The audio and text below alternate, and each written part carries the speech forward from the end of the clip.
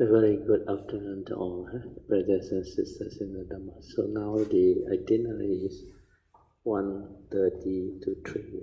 We supposed to have a meditation, but now mind, because just after your lunch, we will do the sharing first. Afterward only we have the meditation. So turn to page 150. Manya, you read. Page 150, second paragraph. So this one you all have to pay attention. This one is very important understanding.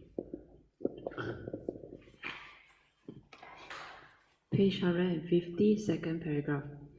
The Mahayana's sixth consciousness is the Theravada's sanya aggregate of mind, which is usually translated as mental perception or cognition.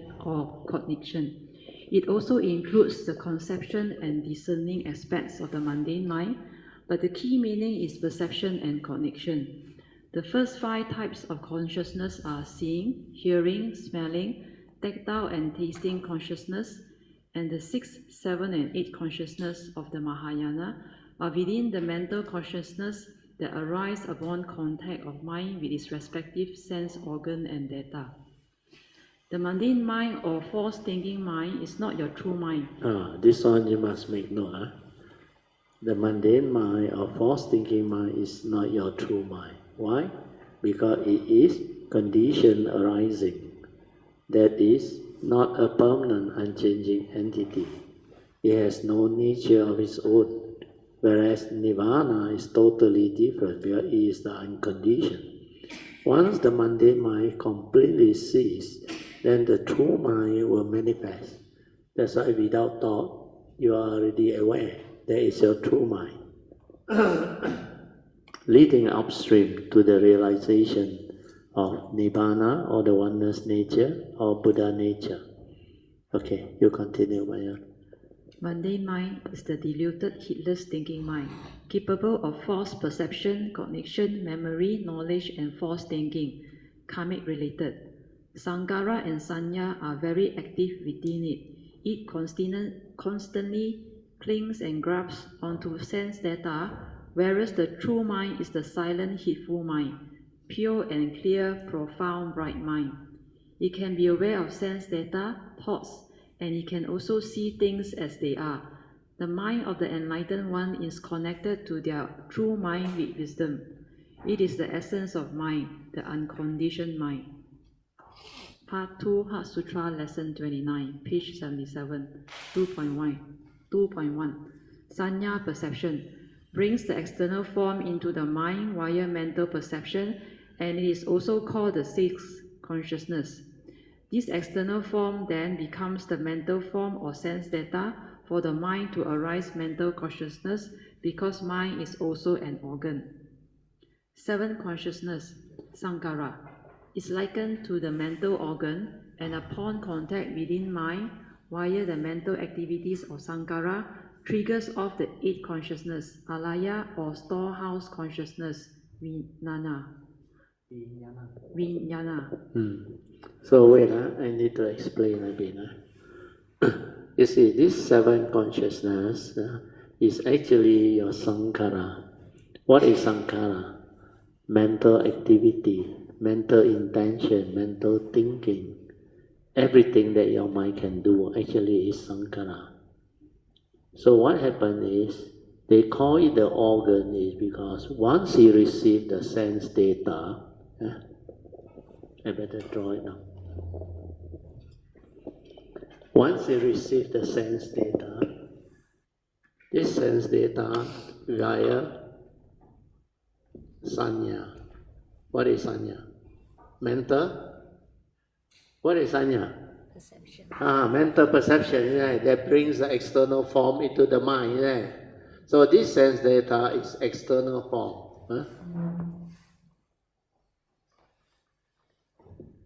So it can be sight and sound, or whatever vibration, or smell, taste, tactile.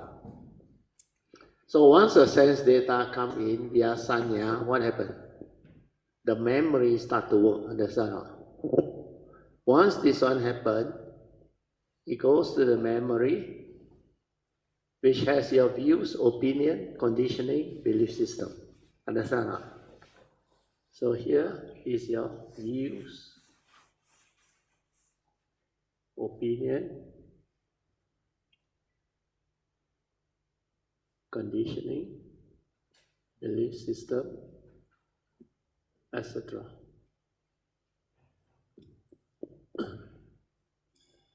So this is the one that actually stir, understand, and react because of his views, opinion, condition, and belief.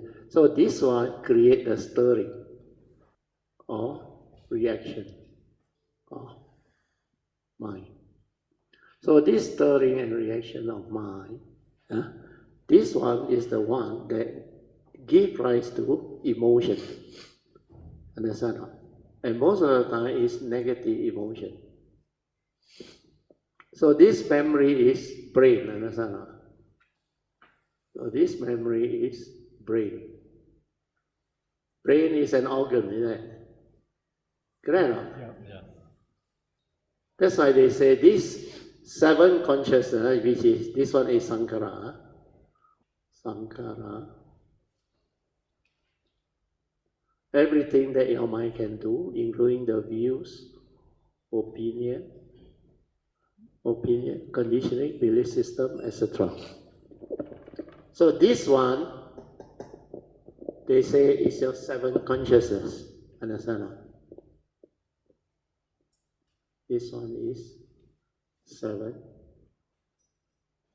consciousness. And this one is what? 6 consciousness. Understand? Because this one is the mundane mind. Through memory, it can perceive. It brings the external form in. So all the 6 sense door, including the memory, the brain, together the 5 physical senses, like the physical experiment upon contact, what happened? It trigger off consciousness. You can become conscious of what you see, understand? One of the conscious. Then conscious of what you hear, what you smell, what you taste, what you tactile feel. So the first 5. Then the brain give rise to the 6 consciousness of the brain, thought consciousness. Understand? So these first 6, thought consciousness is actually here, sanya. So this one is thought consciousness. So thought consciousness is basically all the 6 sense spaces, the common denominator, understand? Seeing consciousness also is a thought consciousness, understand? Here is an organ. Hearing consciousness also is a thought consciousness. So likewise, the brain, it also gives rise to thought consciousness. So this is the 6 consciousness. Then after that, this one is the external form. Sense data is the external form. Enters the mind. After it enters the mind, what do the memory do? Through your views, opinion, conditioning. Wow, this one, the spelling becomes like that. These are very difficult to recognize. Belief system, including your phobia, all those things, accumulated memory. So this one is accumulated memory. So this is the one that the Mahayana call the 7 consciousness. Understand how? And because it's called the 7 consciousness, they also give it another name. This one, stirring, is what?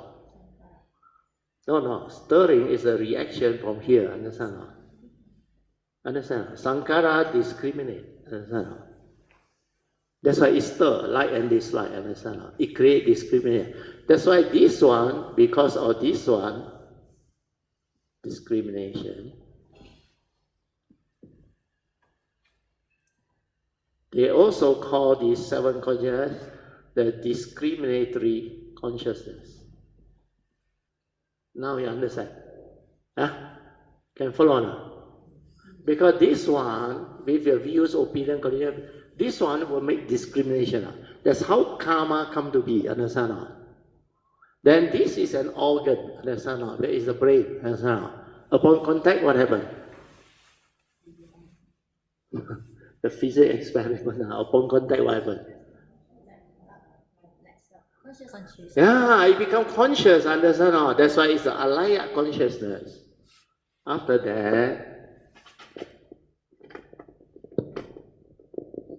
it trigger off the alaya, or they call it the eight consciousness. Understand? So this alaya consciousness is the eight consciousness. So 6 is sanya, 7 is sankara, 8 is the memory trigger of the, actually it's also thought consciousness, but they call this the alaya consciousness. Alaya is what? Storehouse. It store all. Actually, it's a karmic nature.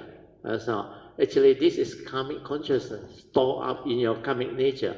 But they give you a name alaya, like very special. Like they have a lot of things to teach. But actually, it's the same as the Theravada teaching. It's just a 5 aggregate of form and mind. Nothing different. Can you follow? Yes. So this one, unless you have mindfulness, you are aware, you cannot see. We will hear very fast. I call it what? The moment you perceive, you think, you stir your mind, understand? So Sankara Sanya, what is Sankara Sanya? What is Sankara Sanya? What is Sankara Sanya? Sanya is what? Perception. Perceive thing, understand or not? Perceive things, stir your mind, react. That's why this one, Ajahn Buddha say, concocting. The spelling correct. Sometimes I call it cooking. Where you think a lot, understand or not? Your Sankara very busy, very kepo, want to comment, want to discriminate, want to be right. So egoic, understand?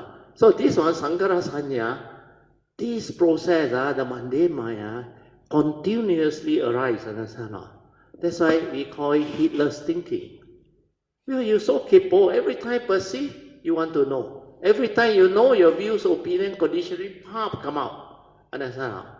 Create all the mental state. And what are these mental states? Just now Sui right in green one.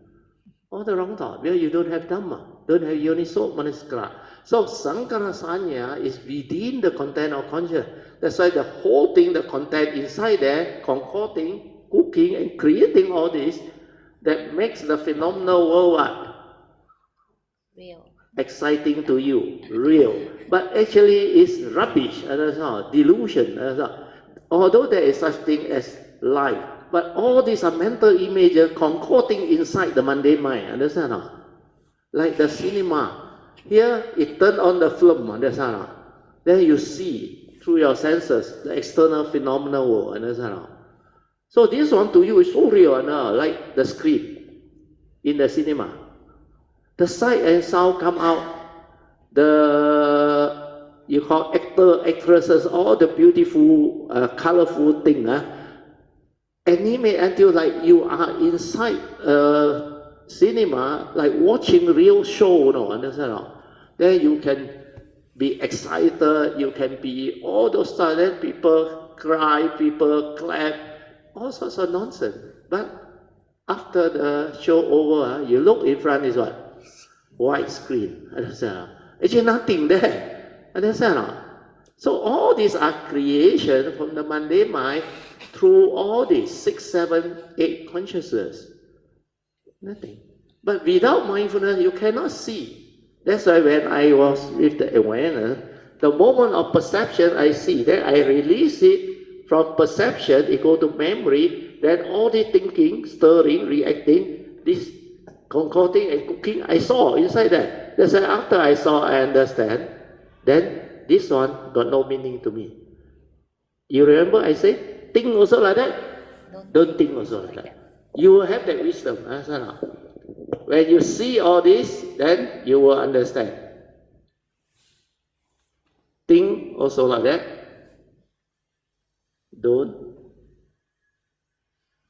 think also like that. Understand? No different, understand? What is this? The analogy of the Buddha.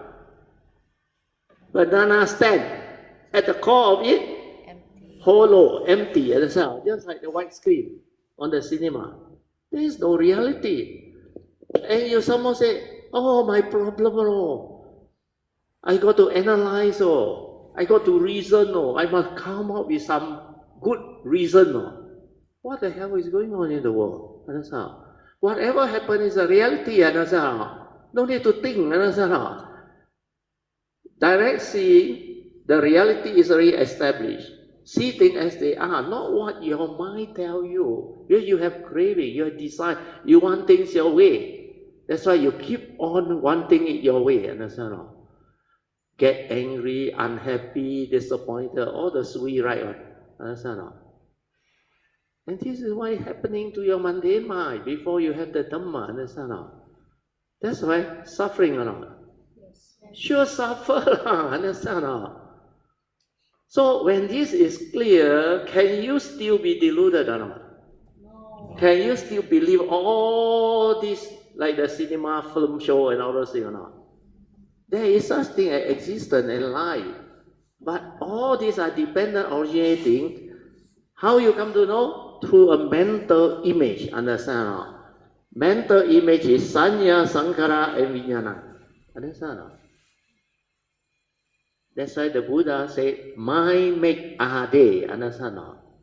Mind is the forerunner of all things. Mind is chief. When mind arises, the whole phenomenon will arise. Understand? No more theory. You saw it in your mindfulness. This is like visual, image only. Like I said, the blocker, everything you perceive. How real can it be? Of course, externally, tangible, solid, like real, color, everything there. And you can sometimes eat the good food, experience the nice feeling and all that, like aircon and all those things. But is it real? When you have the understanding, these are all dependent originating condition. When condition is there, it manifests, like Sui come to know. When condition ceases to be, it ceases to be. Externally, not so real, like the blockade. When the parts come together, arise already, exist. Understand?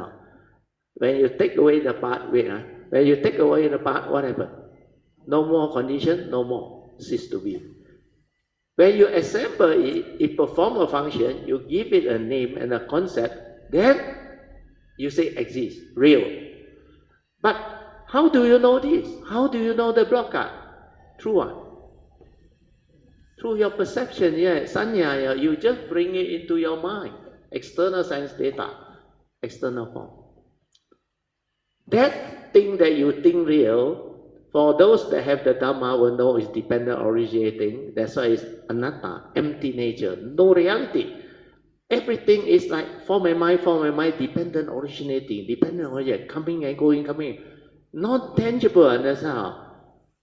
And mind make ade. When you perceive it, then you come to know. So the knowing is just an image up here, understand? When you are mindful, you see this image. At the moment of perception, the image, understand? Then how real can it be? It's just an image. But you deludedly grasp, cling, and give meaning. And entangle yourself and condition yourself into misery, suffering, affliction, and all those things. So this is the reason why the Buddha said, you are deluded. Understand? Psychiatry. Because the ego condition you to deludedly believe is real. Grasp, cling, and the whole phenomenal world like so real, so important to you. All this come from the delusion of what? Not able to be aware that these are consciousness, created one. That's why the phenomenal world of consciousness, it's just consciousness. And why consciousness? Mental image. Come and go, come and go. And you grasp, you cling, you give meaning, you can actually become miserable, commit suicide, depression. Understand now? Very, very angry, emotional, fearful, jealousy, hatred. What is that? Despair, sorrow, lamentation. Wake up. Understand? No? Whatever happened, what did the Buddha say? There are causes and conditions. There are causes and conditions behind, and this is the reality. So accept lah.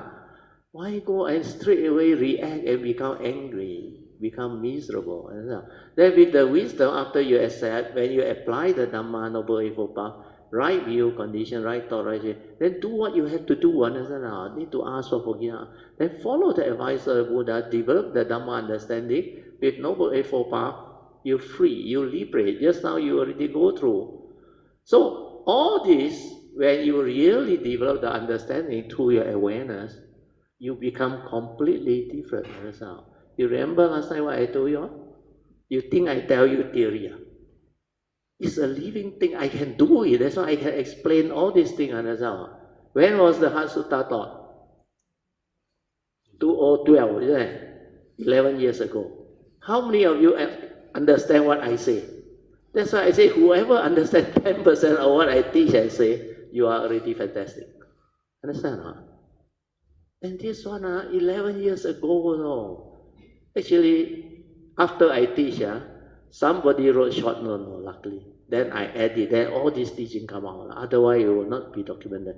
This Heart Sutta book is meant to be on. You want to come to the world. There you go. Later on, a lot of cultivators will go for this book. When they read this book, the whole thing becomes so different, so clear. Especially those who have awareness, mindfulness. They will appreciate it like anything. Better than the Bible. This one, instead of reading all the Tipitaka and make you Mong Cha Cha and Abhidhamma, you better no need money on. Get a copy. That's why I told Jiwei, get a copy. He got. Then if got condition, give to Peng. See whether she can understand. Okay. Because of your parami, and Peng also did her part when we were invited to Perth. Whether she gets it from the horse's mouth. Also can. You bring her, then I will pass to her. You can tell her, wow, this retreat different. It really make you understand. Right? You say, I think it's important. You have a chance. You better get hold of this book. And Brother Teo agree to offer it to you when you come. Sadhu. Okay, continue. 2.2 The four foundations of mindfulness in brief. First foundation, Kaya Nupassana, starts with A. Anapanasati, mindfulness of in and out breath, to train the mind to be in sati to develop heedfulness. B. Once heedful, cultivate mindfulness of the four postures of standing, sitting, walking, and lying down. C. Then move on to cultivate sati sampajana, mindfulness with clear comprehension of all connecting activities in between the four postures, i.e., daily mindfulness of all actions and movements in the present moment, to develop the initial insight into the three universal characteristics of nature. Four types of clear comprehensions are clear comprehension of sincerity of purpose, domains of meditation, reality of the here and the now, and lastly, non-delusion. D. Then cultivate mindfulness of the four elements of which constitute this physical form, to see its anatta nature. E. Then contemplate the 32 parts that constitute this physical body, to understand its conditioned arising nature of all the parts coming together to perform the functions of a human being and to realize its foulness. So this one is exactly like the Bulokat, all the parts. So the Buddha said, put the 32 parts together. This is how you become a human being, when you animate itself. Okay, continue. Maya. Finally, to contemplate 9 stages of cemetery decomposition of this physical form or body after it is devoid of consciousness. Number 2, second foundation, Vedana Nupassana. F, you understand? 9 stages of cemetery decomposition. What is the meaning? Contemplation on death. The human being When the consciousness is there, like the flower, very beautiful when you're very young, in your youth, oh, then you're attracted to what? The beauty, the youth, handsome, wow, elegant. So you describe everything, no? But the Buddha wants you to understand that this form of mind is not what you think. No? When got consciousness, like the flower, when it's flowering, it's so beautiful, understand? But after it flower finish, it decays, that is aging, understand? Then it die, you know. And the worst is after it die, you contemplate these 9 stages of cemetery decomposition, then you see beautiful or not? Huh? Beautiful or not? Ayo. Finally you see what? Skeleton. Then become dust. That's why the Christians say, from dust to dust. Understand or not? It's for you to wake up. When this form of mind is devoid of consciousness, it go the way of nature, it go through the 9 stages of ego. Then that time, you dare to say that one your wife, that one your girlfriend, your ex, Ayo. Listen, this is to let you see clearly that you are clinging and grasping to delusion. That's all. Where you create the entity. You yourself, you think real. Girlfriend, you think real. Spouse, you think real. Your children, your what. So you attach and you cling. But you never know this form of mind. When it go through the birth process, it grow up. Then there are phases when they are young, like you go through your youth, understand? What is the saying? Last time you were like that before. There is a saying, there is a word in it. 曾经拥有。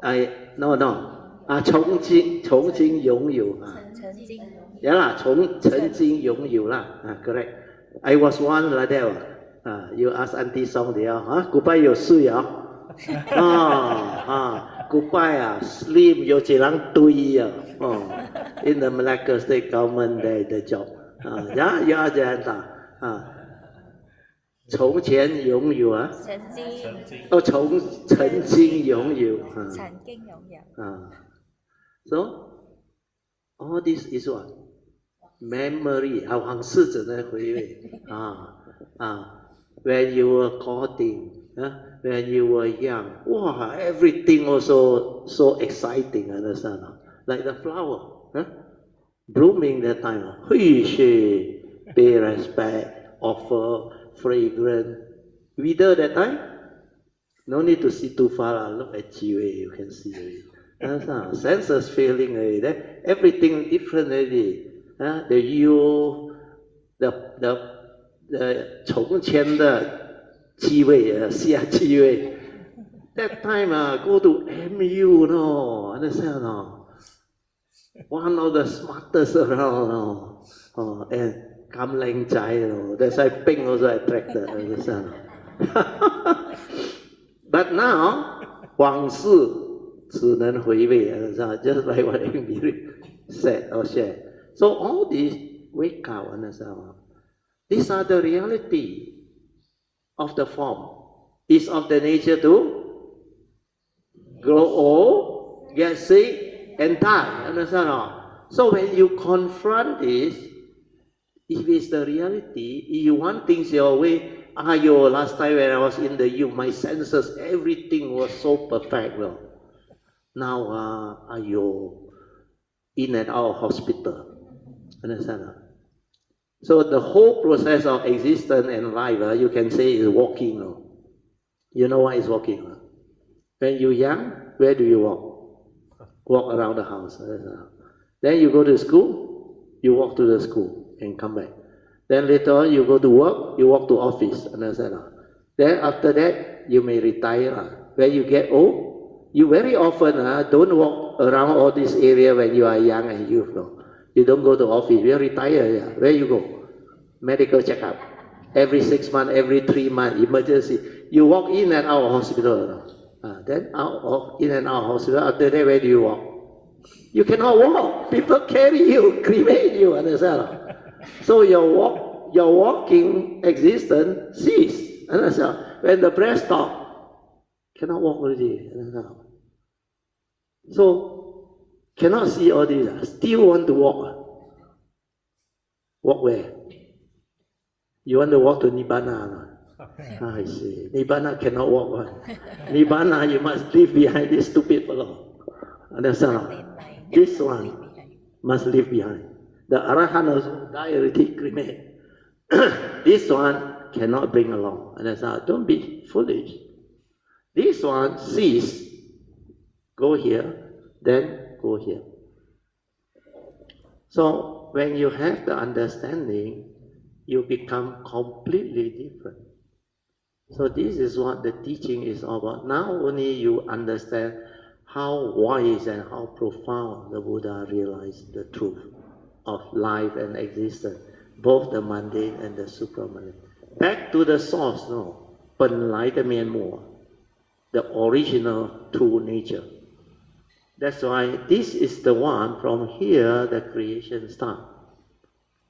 So now, after you have the understanding, work hard on the awareness, stabilize it, then develop this understanding from here to see all this yourself. I can only show you the way, understand? But most of the Kayamita, there are quite a number, can understand what I say because they have mindfulness.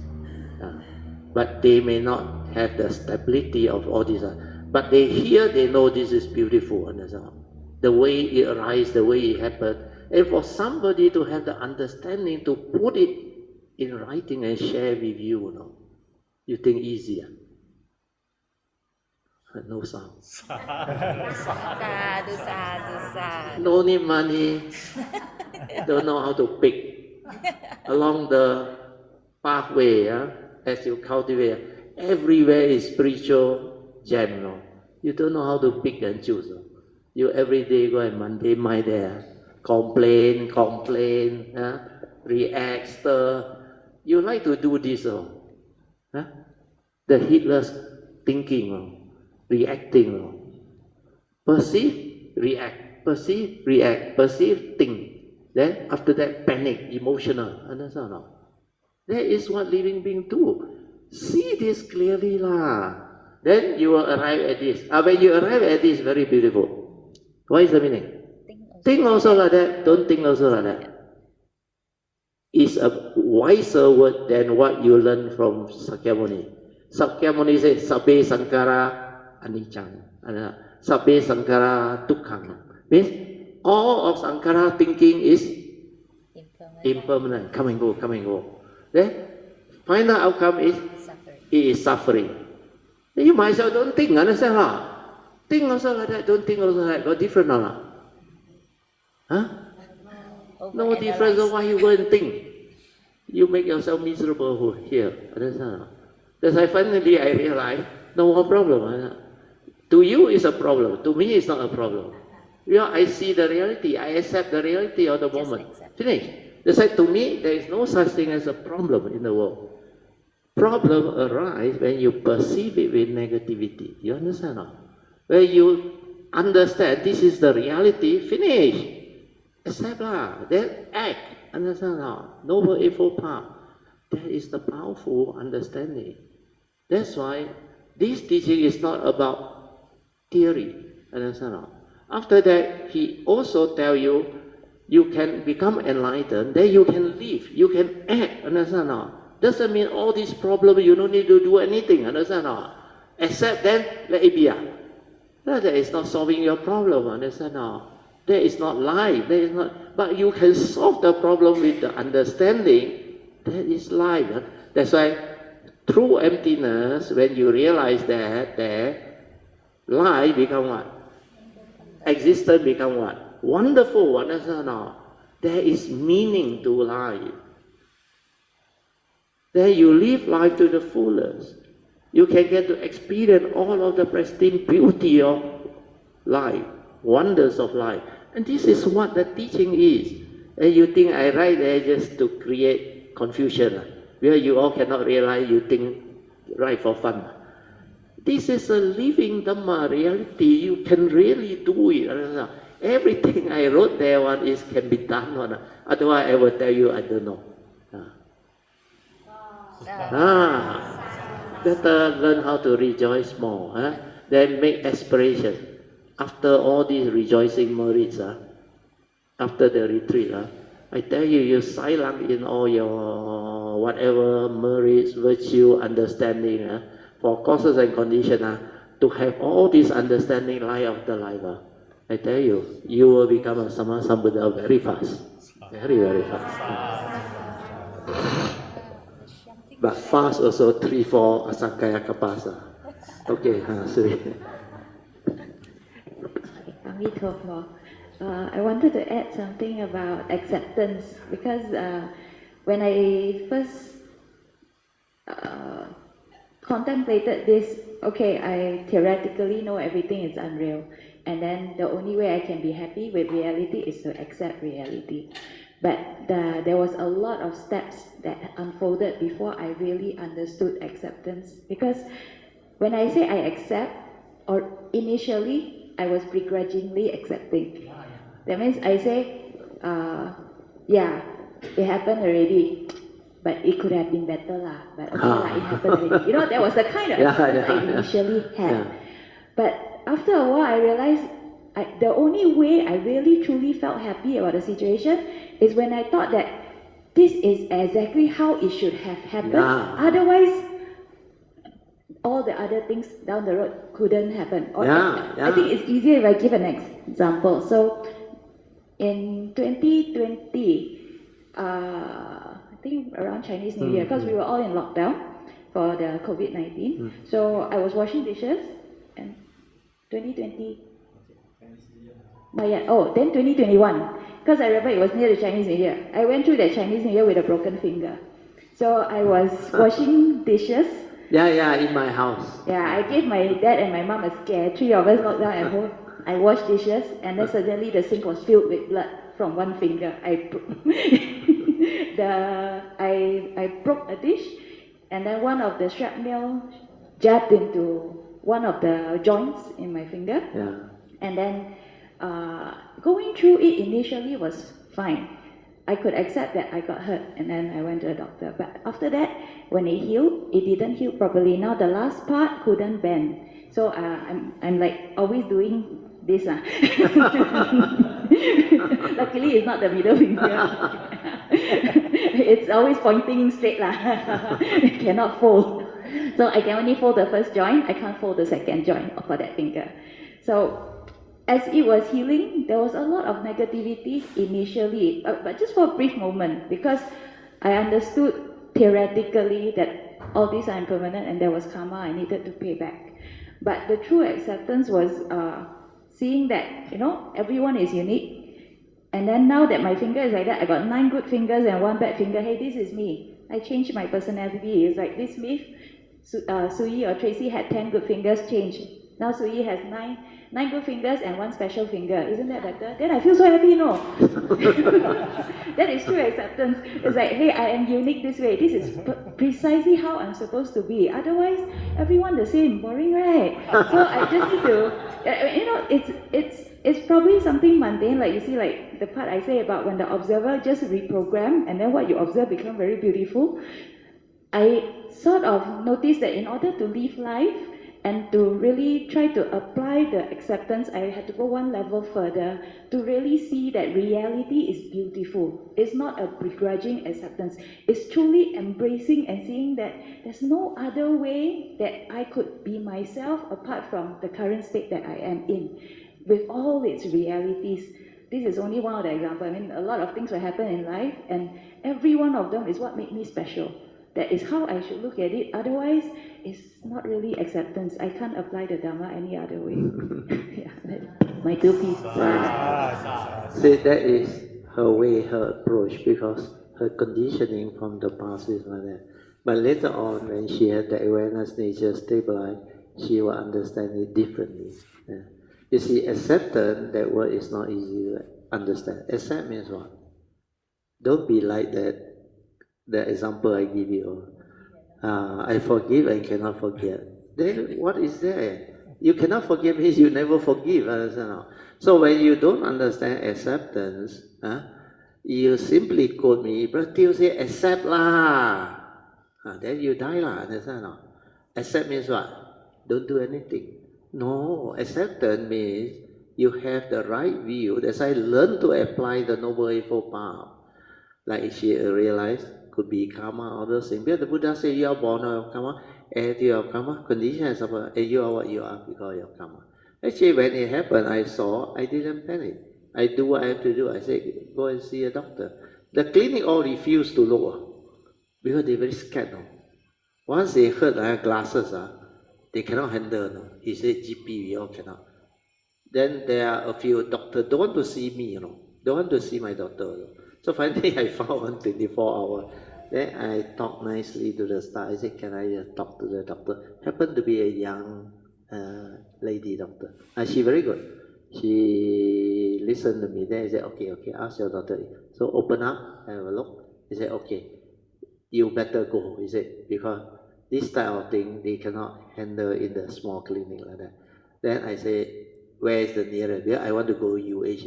Then they told me on the way, section 17 opposite, got a new private hospital. That one is Colombia, isn't it? Colombia. Colombia.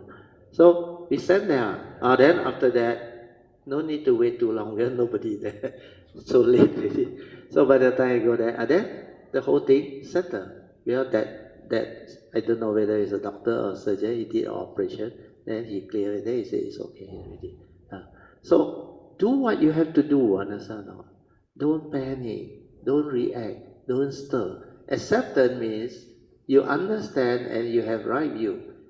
This is the reality. Like she said, condition like things will be like that. But how you move from there is very important, understand? When you have right view, you accept means what? You don't blame. You don't perceive negativity. But you also, like her case, try to rationalize it and make it look good, understand? But a better way is what? It's a blessing in disguise. If I don't kena like that, I won't contemplate. Life is good. Then I contemplate, I reflect. Then if somehow the reflection, contemplation come out to be something beneficial, luckily she shared this, then I can explain this. Understand? So one is to say blessing in disguise, but that one is after accepting the reality. Understand? Because you never know. If you have not gone through this, you will not contemplate, you will not develop the understanding of how come things are like that. So after you accept with the right view, so what she should do is, you need to ask for forgiveness, because these are something you did in the past, and you have to pay back. And it's better to pay back like that, understand? Than in the car accident, understand? Or in the earthquake and all those things, understand? That's why she good karma, all the earthquake she has get. Understand? And this one to me is minor, understand? Can be handled easily by any private hospital. Even I take her to UH also no problem. So all this understanding must be there. Then when you come to acceptance, you must act. Act with what? Noble Eightfold Path. Right view leading to right thought, right speech, right action. Understand? Then you do what you have to do. The advice of the Buddha is what? Need to ask for forgiveness, ask for forgiveness. Need to repent, repent. Then vow not to repeat all these things that you have done in the past. Because you take care of karma, you avoid all evil, your karmic nature become beautiful. Then you seldom have this type of problem, understand? Like my life, I hardly got any of this type of problem. So you look at all this, that's why the Buddha says, virtue protect. Virtue means what? Incapable of evil, understand? No negativity. So when you take care of karma, incapable of evil, then all these things that can happen will have lesser condition to arise, understand? But when you understand already, it will show it to you. So for my case, I don't have to sui. Last time he fell into the drain, the leg there also. But she accepted it, no problem. Then the finger also. For me, when I was very near, when I have the understanding, very near to 1989, the awakening that time, the karma keep on coming and show it to me. Any thought, that is slightly, not to say negative, straight away the result, the friction come already. I told you all before, when I lie to my wife and go out and play mahjong, I just lose until I cannot play. Normally, winners stay, understand? Loser get to play, as long as you like. For my case, after I know karma, I straight away say, okay, you all take over. I don't want to play. Then you know my classmate, come and fetch me. The moment he fetch me, today what do you tell your wife? He hope I lie again. Because, not to say I want to lie, because we are classmates, we are not going for something evil or what. We all among classmates play for fun. Then winner, belanja supper, understand? So sometimes agree already, 1 week play once.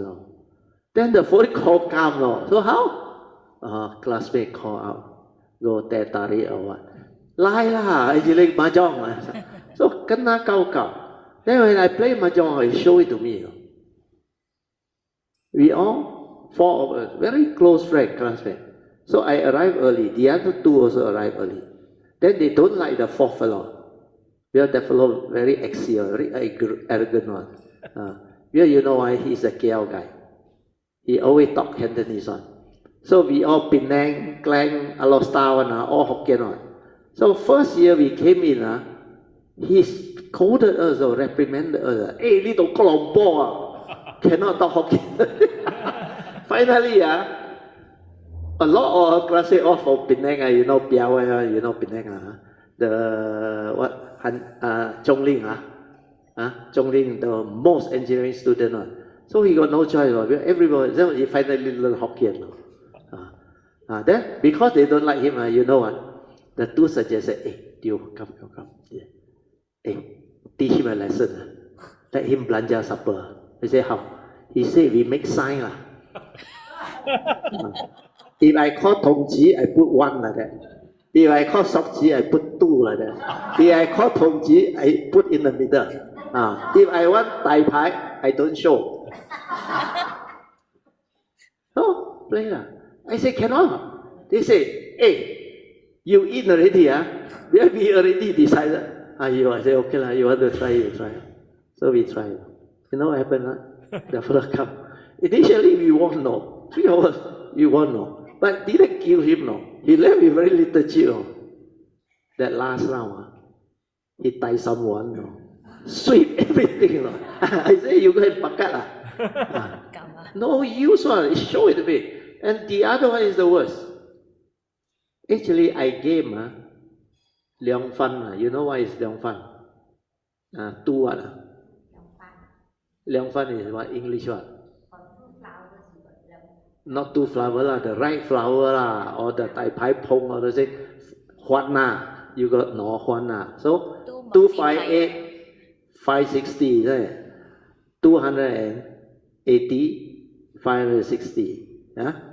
Because Chongke pay 560.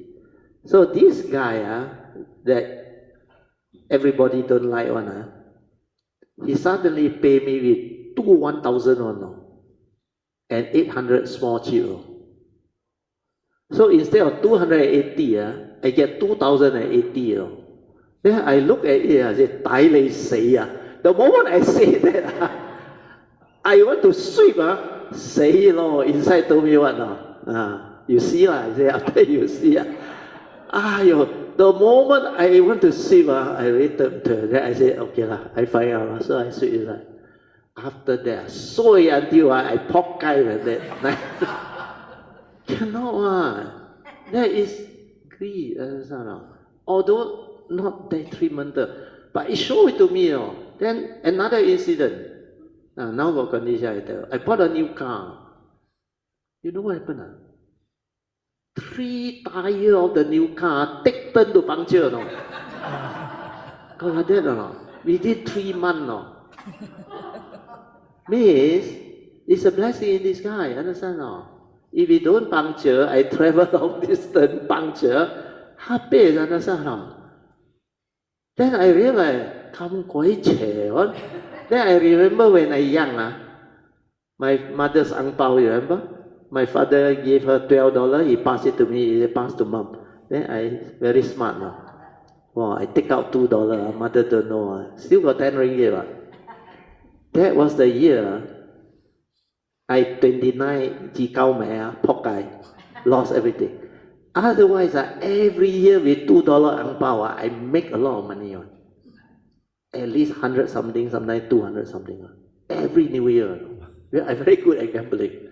That year, sway until I tell you, you won't believe.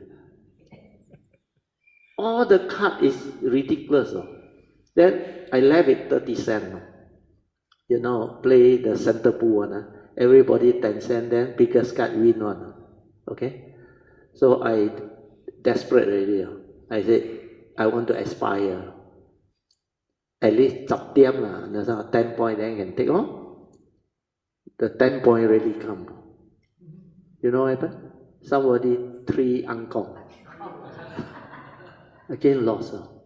Then after that I say, cannot, must be the 3 angkong, triple 10. The triple 10 came, no.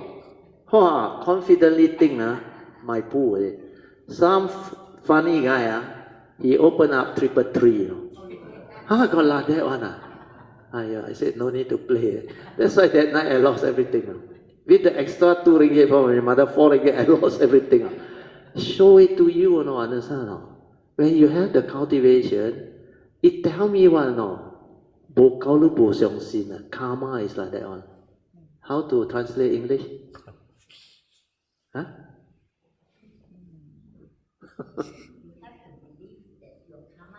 You cannot disbelieve, understand? Your karma is like that. No way to refute. No, not worthwhile. It tell you not worthwhile to break the karma, not worthwhile to do all this. This is how it show it to me, I don't have to believe or don't believe, When I was near, the thought very powerful, Then I know, I cannot simply even arise a pure wish, I told you the fire incident, Because I want to meet that person, actually impossible. You know, it like override all the other condition.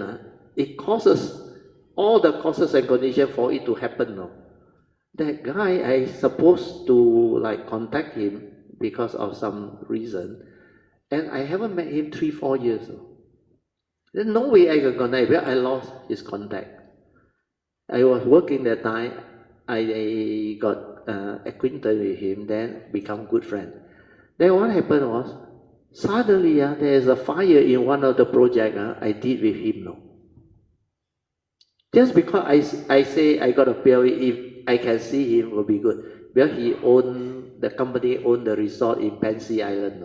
And my colleague, they 2 family want to go. So I say, yeah, I know the owner's son. I say, I quite close to him, but I don't have his contact. I said, never mind, it will be good if you can connect. The next day, fire. Then he called me, after 3 over years. I said, you still got my phone number? He said, yeah lah, because you are so different, He said, I actually appreciate and respected you, Then I said, why? He said, because you are so different. You are not like ordinary engineer, You know what happened? After he saw me, after he saw how I conduct myself and how I actually execute all the project, he want to help me make money, He like hint to me, he said, this company going for listing. Then now it is doing a lot of things.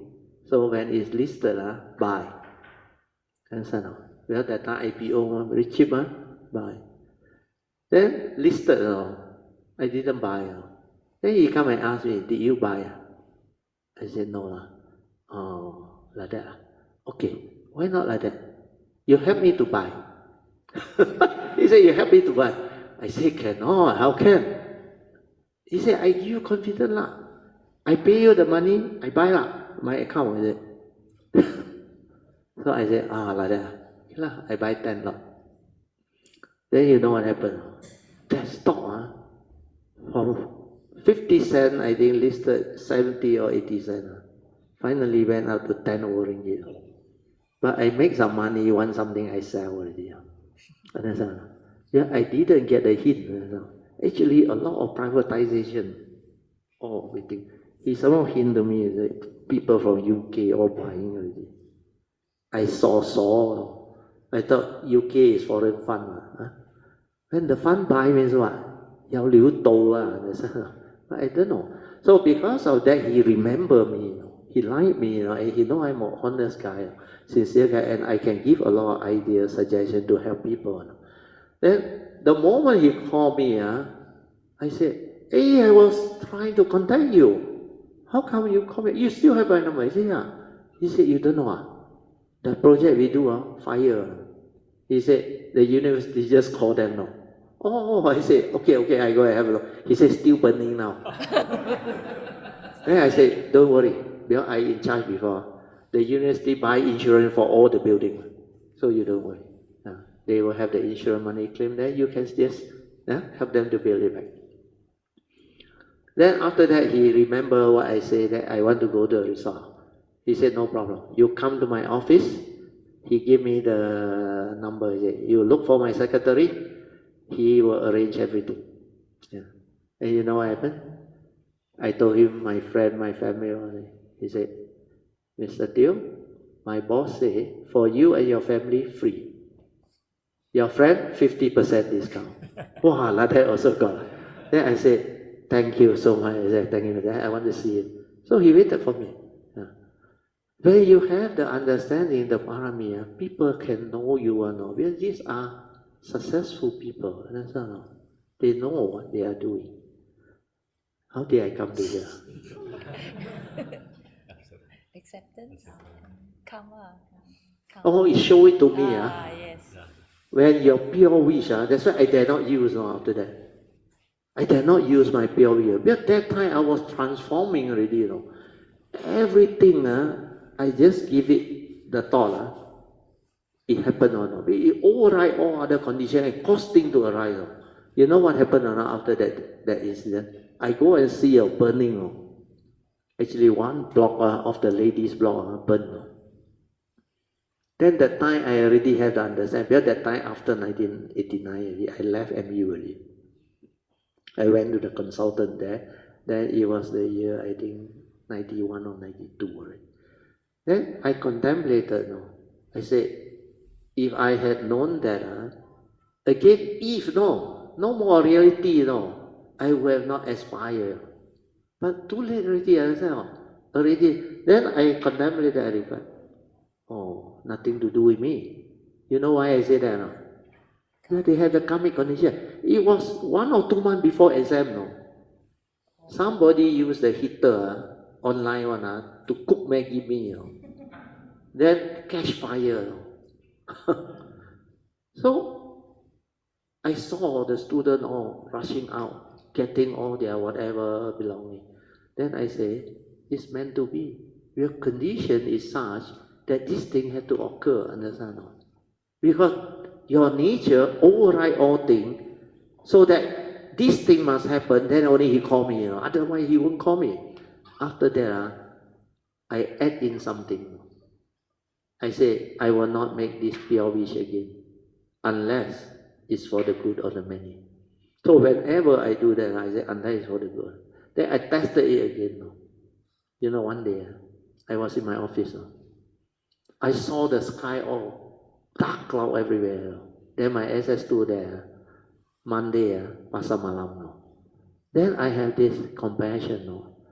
The pasar malam people, all the thing food ready already. If this shower come down, their business is gone.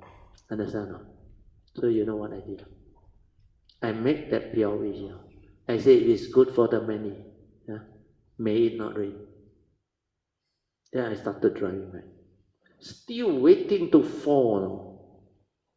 Everybody who see, surely. Very funny. Then I reached home, still didn't rain. Then you know what happened? I went to my altar, I pay respect, I meditate. Then I read it, it's pure. If it's for the good of the many, let this rain not fall, let it disperse. And you won't believe. You know what happened? The moment I sat there for 5 minutes, I came out, the whole sky clear, the cloud all gone. So I was full of joy. Then I went to Pasar. Wow, there was so much joy. I see them doing all those things. This thing happened. There is another one, lucky terror one. You ask my wife. We went back to Alastar, my brother's house there. My sister-in-law complained.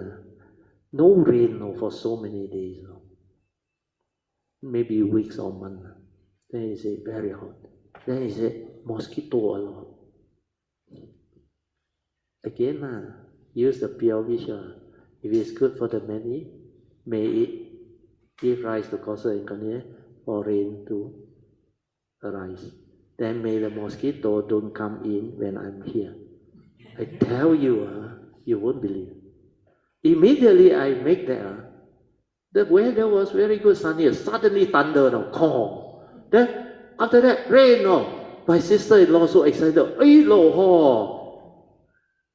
Then that night, my sister-in-law also surprised. That 2-3 days I stayed there, no mosquito. He said the mosquito was so terror, the way they actually attack you, very painful, very petty field area. So, but please don't get me wrong, I don't think I got psyche, I got nothing. All this is pure wish. When your mind is at that level, it can give rise to causes and consequences, but don't simply use, understand? And you cannot use 4-digit social effect, cannot. This type of thing not allowed. So don't go and think, Brazil can do like that one. But I didn't do anything. My father-in-law, mother-in-law, social welfare first prize. You ask my wife. Just before we officially married. Registered already in June. Then August, I remember August 9, strike social welfare, first prize. I also won't believe. One like that. So when we got married, I told my wife, you're not scared. I don't even have a room, no. Not to say house, no. Just graduate one. Where got house? Don't have. Room also don't have, no. Haven't rent here, no. That's how. You don't scared, sleep along the road. Can't fun guy. Understand? No? But she very good. He said, I can trust you. You're very sincere. That's why, gong gong, jia ti gong. But actually the cable very big. I already told her, your cable very big. Otherwise cannot like that one. From nowhere, Alostar, Kolasengor, how to meet. Understand? Middle of nowhere. The rest is history. So another story. Otherwise we won't finish. Okay, Anjan, continue. Okay. Second foundation, Vidana Nupassana, mindfulness of the feeling that arises upon contact of mind. A. Be aware of feeling. If feeling has been conditioned into pleasant and unpleasant feelings, then one has to be aware that it has become sensual desire and ill will, which are the first two of the 5 hindrances of mind, and it is also the first 2 evil roots of mind. With this awareness, we must arise the right effort to abandon the unwholesome thoughts that have arisen, followed by the right effort to prevent them from arising in the future. B. So, during the meditation, if we are not mindful of the uncomfortable tactile feeling that arises while lack of wisdom, then we will react to it and label it as painful or unpleasant feeling, which is the reason why your mind cannot be peaceful anymore, because pain is a mental hindrance. C.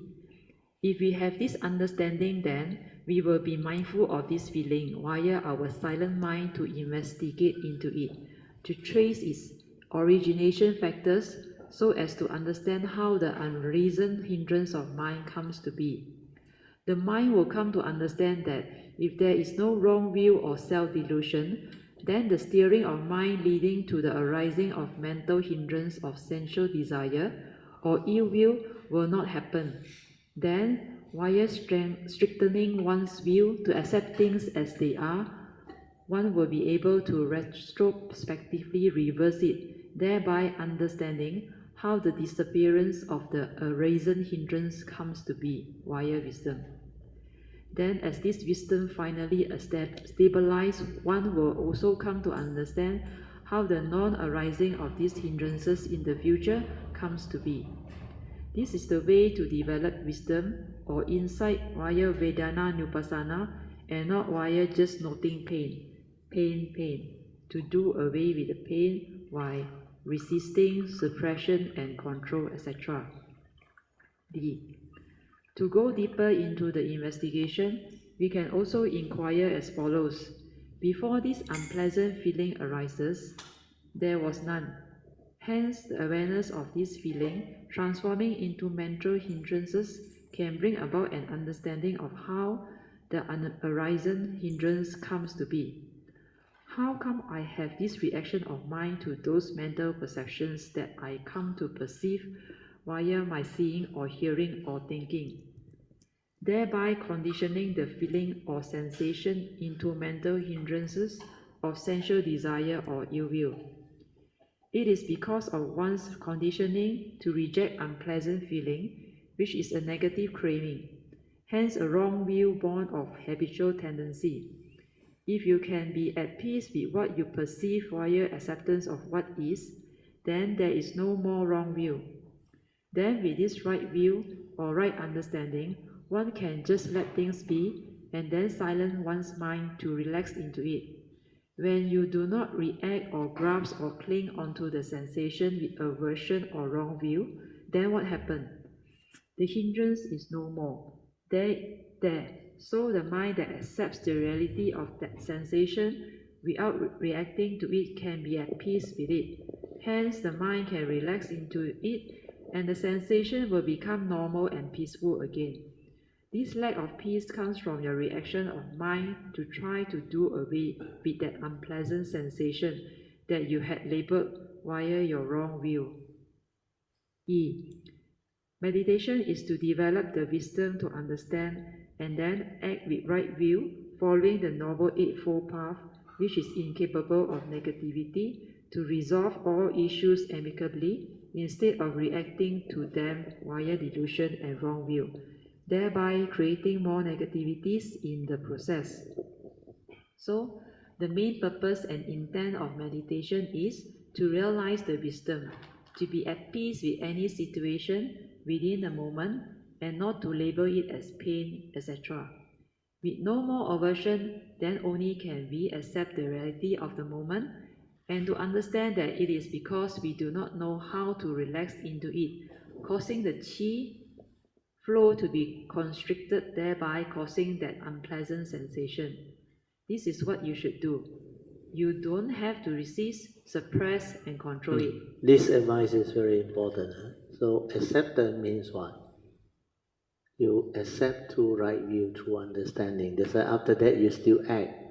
So meditation is to develop the wisdom to understand first, then you act with right view.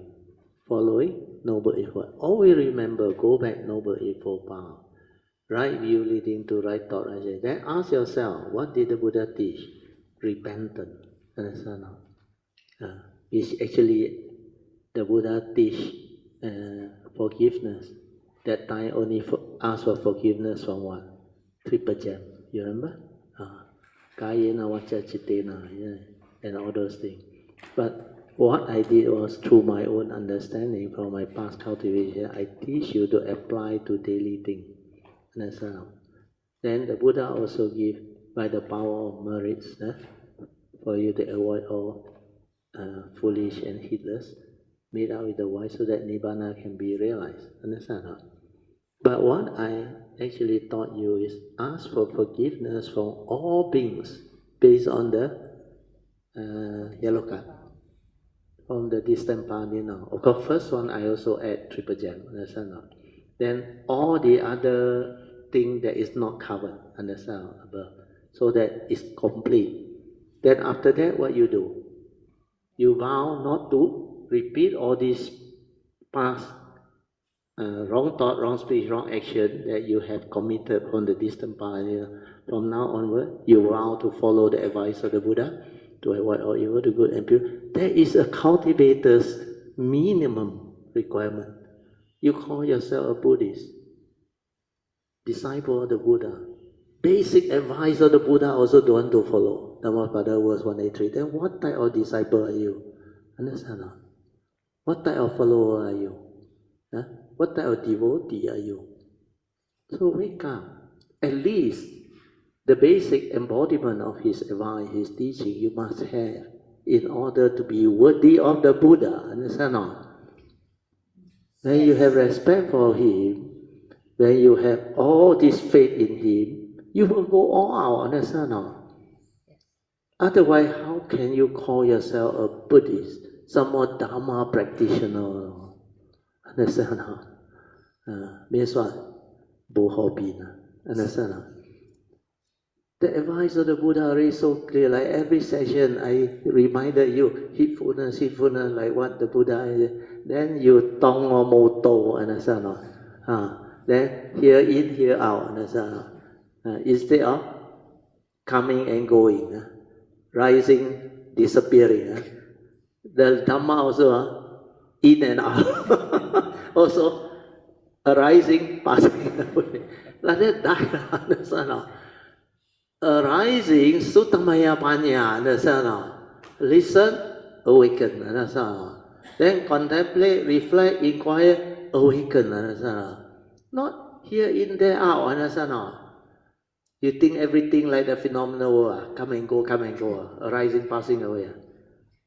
Then when you are mindful, you can see phenomena like that. But when it comes to Dhamma, please, don't like the phenomena, come and go. Like that you won't learn as well. You must have the ability to actually listen and immediately know this is the one. Then the meaning go in. And how to have this? Do your homework, understand? The vow, all this. So what is your aspiration, your vow?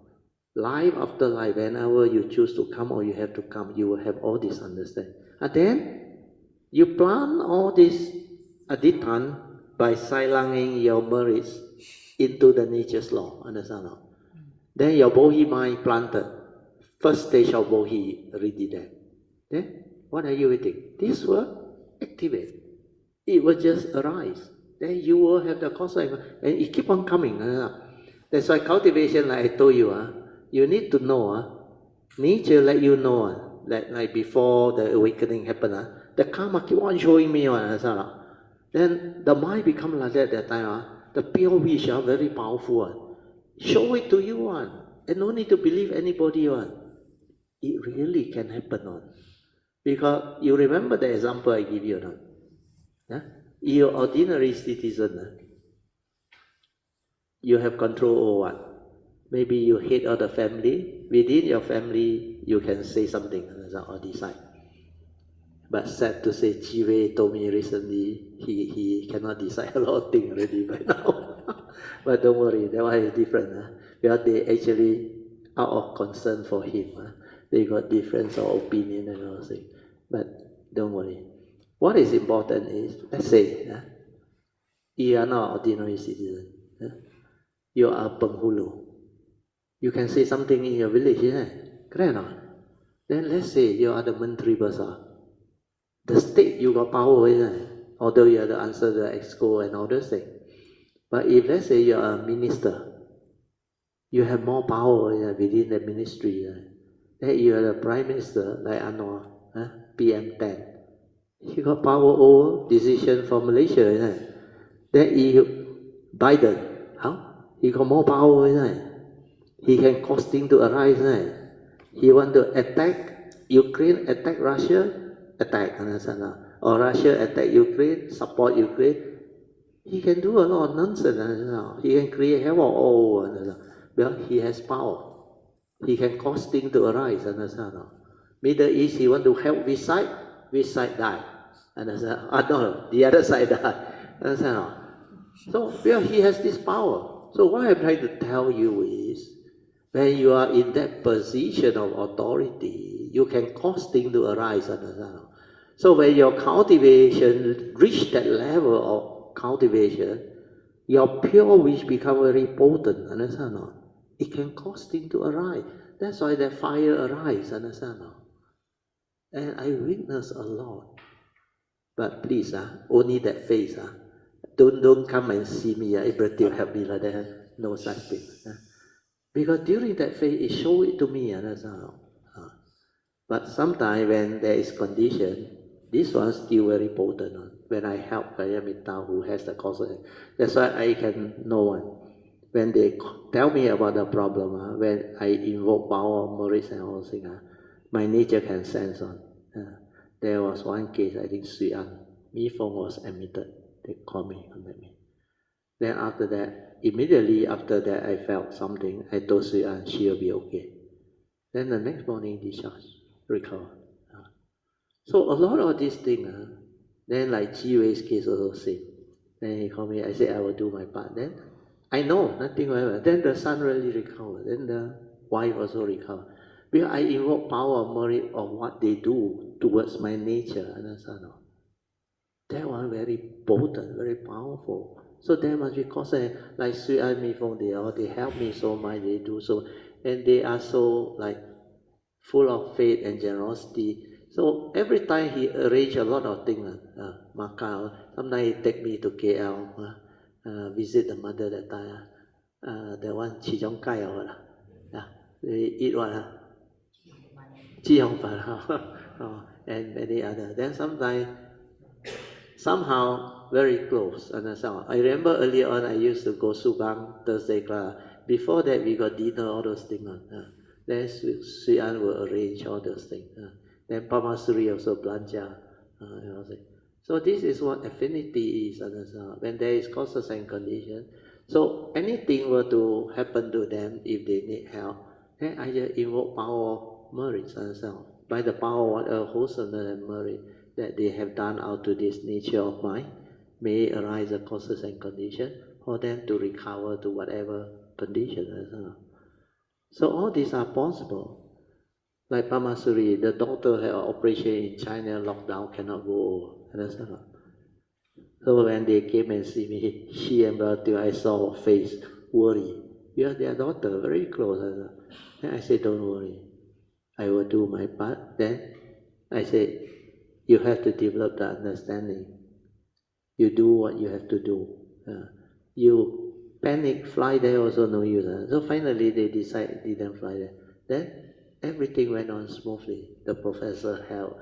Then everything clear. Then full of joy. While they were doing the operation, where they are so close to the doctor, they actually give them the feedback, the video, everything. Then she shared with me. That's why there is joy. Yeah? Successful, the operation is so. I just invoke power and merits of what they have done. Last time, spiritual trip, a lot of things, but must reorganize, retreat. Then, Brother Teo also help a lot. All the spiritual trip, your website video, and the book, every trip, he will compile into a very nicely categorized with the photo or with the writing, or so that you can know where you go, what we all do. Very beautiful. You come to my house, I show you a lot of this book. And but you spend a lot of time. Then gathering of Kayamita, the song, everything, that time. Every year, they come out with video, because the faith and all those things. Then there was one, my biography or what? Not really biography. The story of me, how I become the Dhamma friend and conduct all this. So they want to know. So they asked me for the old photo, and they really produce a video. Very good. You go to the website, it's all there. Understand? So all these are the causes and conditions. Don't think I can do magic. Everything also come and see. Please don't. The best is don't have to see me. That is the best. Understand? Then don't simply go and recommend. Forget about it. Okay? Just let things be. If there is causes and conditions, it will manifest. Otherwise, just let things be. Okay? Continue. Number 3, third foundation, Chitta Nupassana. Like feeling, here we go deep into the content of consciousness to be aware of its evil roots of greed, hatred, and delusion, and various states of consciousness, etc. When the content of consciousness has greed, one must be aware. to deal with it as above so as to develop the wisdom to free the mind. Fourth foundation, Dhammanupassana. Its first category of cultivation is A. Mindfulness of the 5 hindrances of mind, followed by B. Mindfulness of the 5 aggregates of form and mind. Then C. Mindfulness of the 6 internal sense bases and the 6 external sense bases. The 18 sense rhymes to trace its original factors and then retrospectively Origination factors. origination factors and then retrospectively reverse them via wisdom. Then D. Mindfulness of the 7 factors of enlightenment, followed by the final cultivation of E. Mindfulness of the 4 noble truths to realize the enlightenment in the here and the now. Once enlightened, there is no more delusion, so one will never be deluded by the 5 aggregates of form and mind anymore. One doesn't have to suffer anymore. One will know how to use the karmically conditioned form and mind to truly live the noble life wonderfully and meaningfully, following the noble eightfold path, thereby becoming a blessing to all. This is the reason why the Heart Sutra said, true emptiness is wonderful existence. Part 3 Meditation 3.1. Understanding what mindfulness or sati is very important. Sati is before the knowing, just an awareness within the moment without thought, i.e., phenomena and mind as one without thought. Like anapanasati or mindfulness of the in and out breath, like anapanasati or mindfulness of the in and out breath. Just feel the breathing and then mind and breath move as one in complete synchrony without thought, following the Buddha's instructions. Breathing in, one is aware, and breathing out, one is aware, etc. A calm and peaceful mind is only a byproduct of a well-trained mind, but the main purpose and intent of the Buddha's meditation is not about becoming peaceful and calm only, but to develop the wisdom to be at peace with all situations. Otherwise, one will be trapped with a mind that is attached to the calm and peaceful meditation as the good meditation, and when your meditation is not peaceful and calm, then you are afflicted and you label it as bad meditation. Hence, your sensual desire and ill will, which are hindrance of mind, are still there. Like the saying goes, any sense experience, whether it is pleasant or unpleasant, is a prelude to suffering or dukkha. This one remember. Any sense experience, whether it's pleasant or unpleasant, is a prelude to suffering. You understand this statement or dukkha? Do you understand this statement? Yeah. Why? Because they have the universal characteristic of change, understand? This moment, beautiful, go your way. Next moment, another reality may hit, understand? So you attach to pleasant, reject unpleasant, you sure kena one in between, understand? That's why it's a prelude to suffering. All of your success, all of your joy, if you're not careful, you will attach, you will cling. Then something happened, then you lost your fame, you lost your reputation, crisis come, all of your wealth that you have accumulated all wipe out. What happened? Because you cling on to the success, the pleasant, and all the good things. Then you're full of joy. But first reality, the first noble truth reality, he don't care whether you are enlightened being, you are saint, or you are a nobody. Karma come, like life wire, it executes straight away. Understand? Nature's law. So when you understand that the reality is things are always in a state of flux, can happen anyhow, anyway. You don't take care of karma, even you take care, it's possible for you to have perfect one. Why? The Buddha in his last birth also he cannot pay back a few things, Chincha incident and all those things. The Sammasambuddha also got no, which means in the distant past, over eons and eons of birth and death, you can never know that you have the perfect karma. Understand? No? That's why I say don't try to be a hero. Last time I shared with you before, or Brother Teal, your nature like that. You don't worry lah, your car, no need to lock lah. Then I say you might as well on the engine and put the key there. Really, out of love and compassion, so that people don't do this, but they don't know who am I. And you gullibly say, wow, my nature, yeah, don't be foolish. Don't be a hero. That's why, like I told you the Shenhua story. You wear the go, I wear tick. I don't want to be a hero. Three scantily dressed shirt, like that, 3 layer, and winter, sub-zero, Xinjiang, also like that. I go Xinjiang Yasui and I also take all my warm clothing. Where I got such a suit, luckily Sui and Ben passed me and my wife that, what? Goat's fear. No, goose feather. Goose feather. Down jacket. Down jacket. Oh, very warm, that one. Everybody come down bus, whoa, cold, everywhere cold. Then me and my wife wear that one. Wait, I don't feel cold. Can walk around and you really enjoy it. Then somebody saw us, very cool. He said, wow, 情人装 we are same color.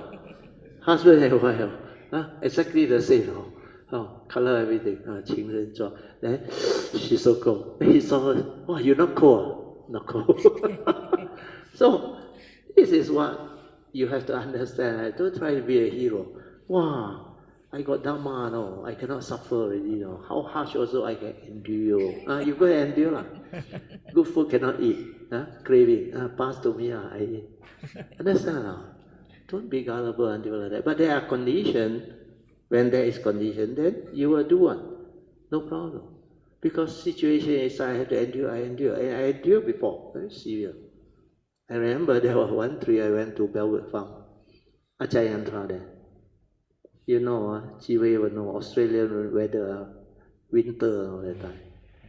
And that area, Melbourne, very cold now. So Belwood Farm is outskirts, 500 kilometers away from Sydney. It's a farmland. Morning can be minus 6 degrees or not. So that time Ramanda was there. He's very good. My family all stay in the kitchen with the heater and all things. Then he got a caravan, a cabin. Of course, there's some blanket or thing there. Then he invited me to stay with him. Only he and me. So I stayed there. That time I already have the Dhamma. I fully aware. Then at 3:45 like that. I heard some sound outside. There's a fireplace around. There are a few people meditate there. Then Ramanda also, I know he already. He also go there and meditate. So for me, okay lah. I also go out lah.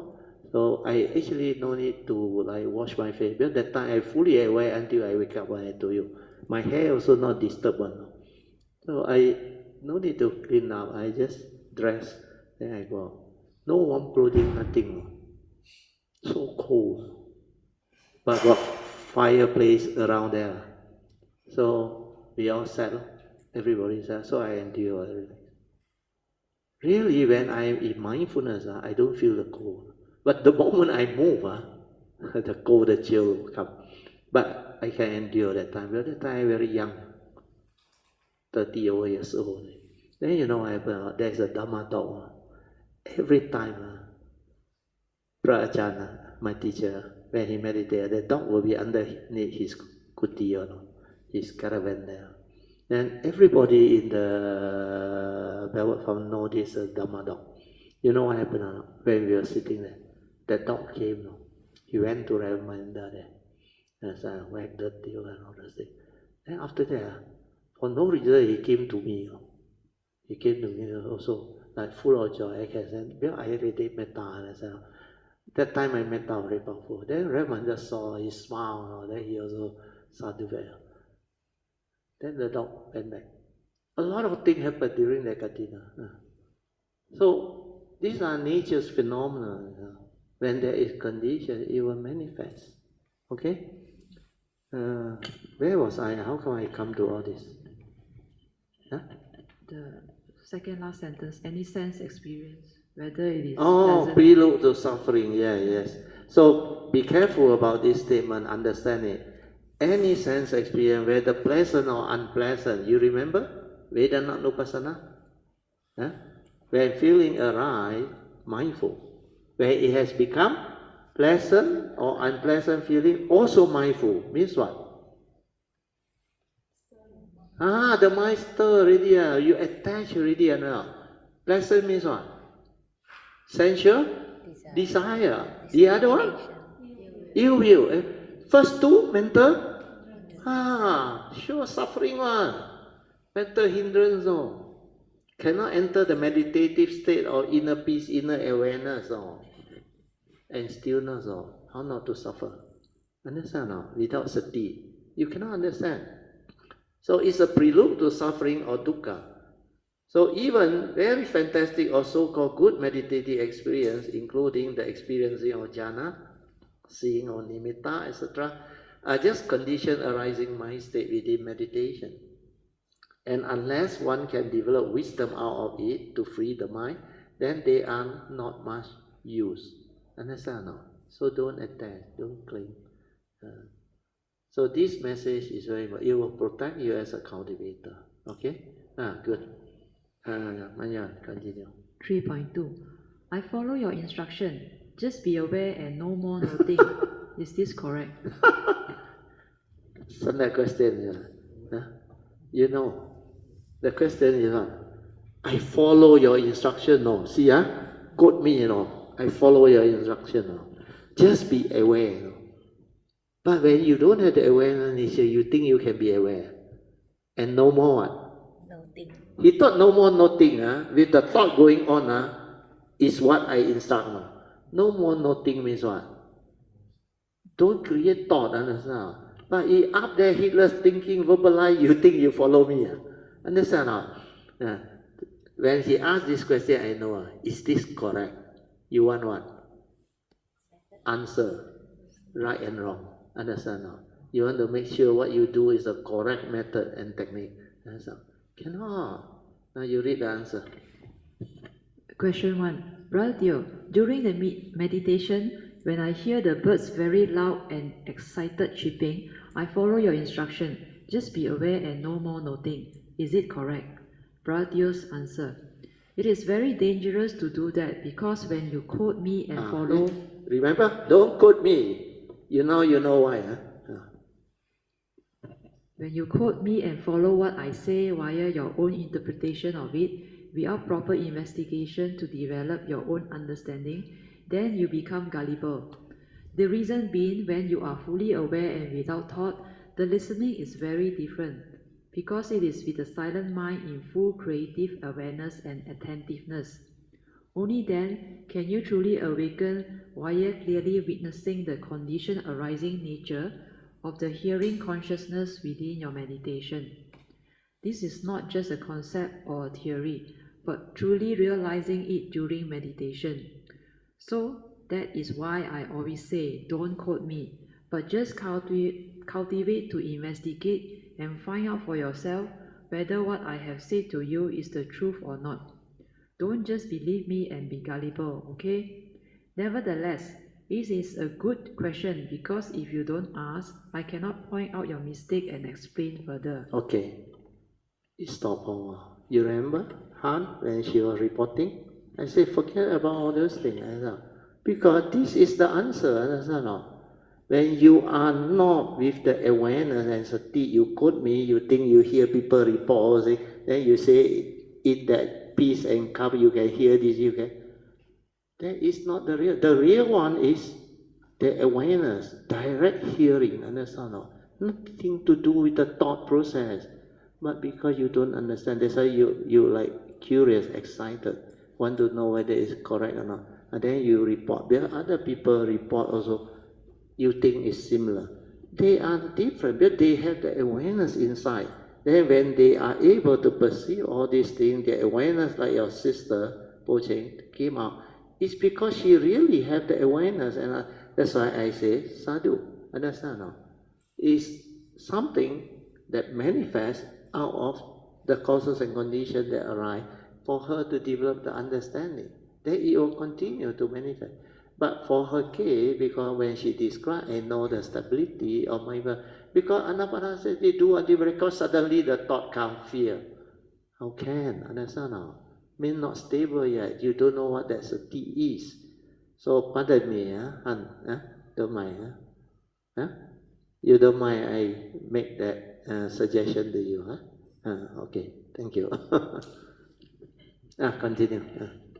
When you meditate, you just relax your body and mind and maintain the silent inner awareness to be watchful of what is going on within one's form and mind, how one reacts to sense experiences, and get conditioned into the various mind states to become afflicted via one's heedfulness and wrong heedlessness and wrong view, and how one functions as a human being, and how we become what we are, how our mind, thoughts, feelings, and emotions arise and pass away following the 12 links or law of dependent origination.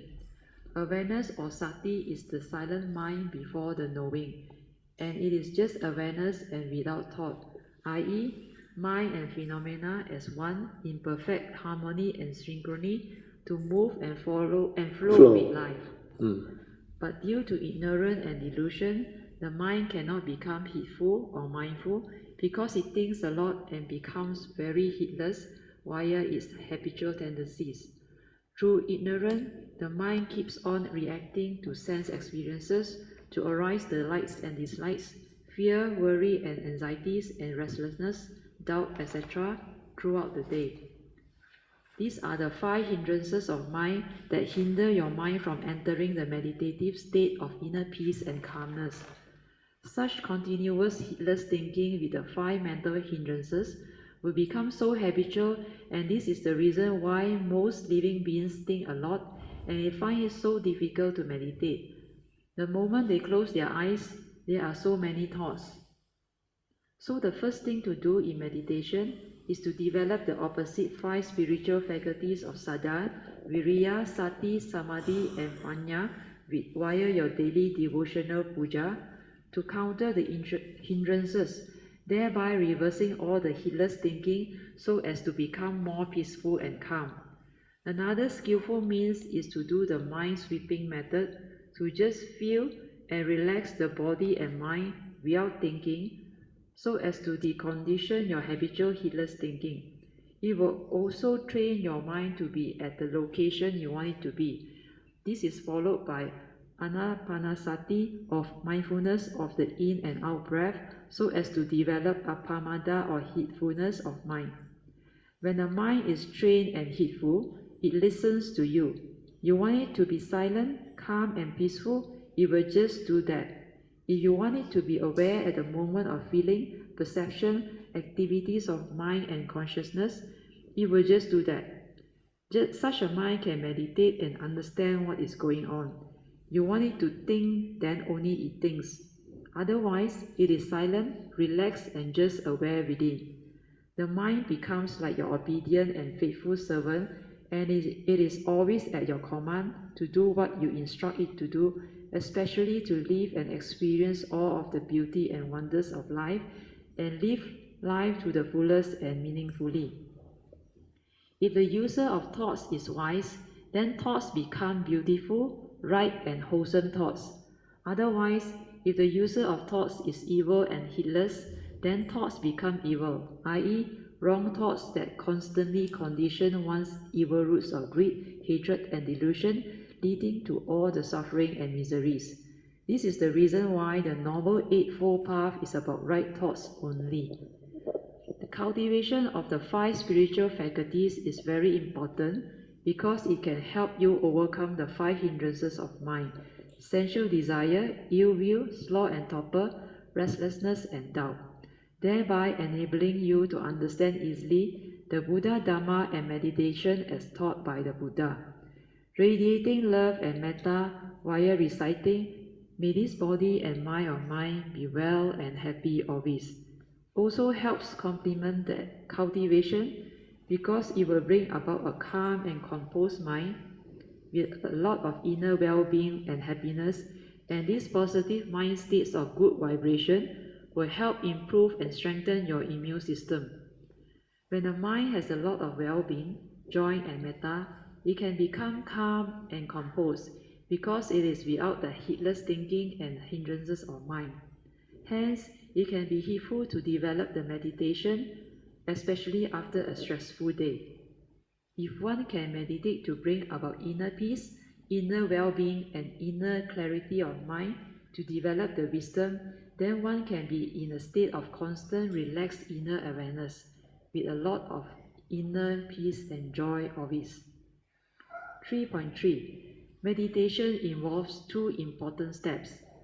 The first step is to train the mind to be heedful or ever mindful via the conditioning one's habitual heedless thinking. Then the second step is to use that trained or heedful mind to meditate via cultivating the Noble Eightfold Path, especially the four foundations of mindfulness. It is also very important to understand what sati is. Also to understand that vipassana is not a knowledge that you can practice or learn via thought-based meditation, because it is an insight or wisdom that has to be awakened to via the direct seeing without thought. And wisdom is not a rigid knowledge that can be learned or practiced, because it is an understanding which is not rigid. This is the reason why the Buddha always says, "He only showed us the way, but we must walk the path ourselves to awaken to it." V stands for the three universal characteristics of nature, anicca, dukkha, and anatta, and pasana is to insight into. So the meaning of vipassana is to insight into the three universal characteristics of nature, thus awakening to this truth. Okay, so now you understand why I say vipassana you cannot learn and cannot be practiced. Because what is vipassana? There are two words. Vi stands for the characteristic of nature. Pasana is to insight into one another. How can you insight into? You need a direct seeing, isn't it? You need a stable awareness, isn't it? So whatever in the name of meditation that you do that can lead to this transformation is vipassana. So vipassana is not a method or a technique, understand? Because if we cannot develop the ability to insight into the three universal characteristics, means what? You don't have the awareness nature within. You don't have this pure awareness that is stable for you to have the ability to insight into phenomena and to awaken. So vipassana is not a practice. You cannot practice awareness on. You understand? Who practice awareness? The thought try to be aware. So when the thought is active, are you still aware? Hey, are you still aware? When the thought is active. So who practice? The thought practice. So how can you practice vipassana? You have to silence your mind, develop the stability of sati, mindfulness. Then through that daily mindful stability of sati, one day it will insight. Or when it's ready, it will trigger of the understanding. That's why it can see things as they are. It can insight into phenomena and awaken. That's why it's not a practice, it's not a thought-based thing. It's not a knowledge where you read, then you awaken. Not like that, understand not? Those hearing the truth awaken, where in the past they have cultivated before, understand not? And they also have the causes and conditions where at that time they have developed the mindfulness, where they were with the Buddha for so long, understand not? So that 45 years. In fact, most of them know what that thing is, but it is not described and not passed down. Well, people take for granted. At that time, everybody knows what sati is. That's why at that time a lot of enlightened beings, a lot of Arya, even Arahant. But over the years, after the Buddha's passing away, how come less and less, less and less, less and less? It's because what has been passed down is different already. You understand? Like scientific progress. When scientists continue to have breakthrough, we progress so fast in the last 2-3 decades. True or not? Because there is breakthrough, understand not? People realize the truth, then there are theory Nobel Prize winner. That's why all this trigger of the advancement. That's why the scientists progress very fast. If there is no breakthrough, like in the 30s, 40s, Second World War time, a lot of things not discovered, understand? So likewise, Dhamma also said, if the authentic teaching of the Buddha still around, that's why during the Buddha's time, a lot of enlightened one, and even Arahant also a lot. But how come over the year less and less, less and less? It's very obvious that it means what has been taught and learned already no longer the authentic, potent teaching. Then we can also come to the conclusion, if I give you a message, at that time, no writing, understand? They only commit to memory through chanting. So if I give you a message, you don't retain it through chanting, then what happened? I ask you to pass to the next one. By the time you reach the fifth one, the message all differently, understand? And that is just a message, What if the message need understanding to cultivate, to interpret? Lagi kaulat, understand? Then as it passed down, the first generation disciple may be still very good, because like you all, near to me, we share with it. So your generation, all this understanding, even if you cannot get 100%, 20%, 30% good enough. But if you only 20%, how much can you pass out to the next generation? Maybe 10% or less. Understand? Then after that, your next generation is the next generation. Habis lah, understand? Like last time the Kung Fu one was, the master learned, the student develop. The master keep 2 steps or 1 step. Then your turn, you also keep 1 step or 2 steps. By the time you reach the Tou Sun Tou Zat, left with how many steps? And some you don't want your Tou Tai Da Si Fu, they not teach. That's why a lot of this type of thing. So based on this understanding, you will know how the teaching become different. There no writing at that time. Don't have video recording. Don't have like that. If you have recording, I speak, then the explanation like that. Where we got writing, so this teaching will continue to go down. Whoever have the logical mind read, if he has the faith and the sati, he will understand this is the gem. This is what is happening, like what you can see. Understand? Then this one won't disappear. But during the Buddha's time, no writing, no recording, no video. You had to be near him to listen to what he said. You think so easy? Can catch. I throw ball also, sometimes you miss. So not easy, during the Buddha's time. But at least the chanting part is there. So the authentic words of the Buddha are there.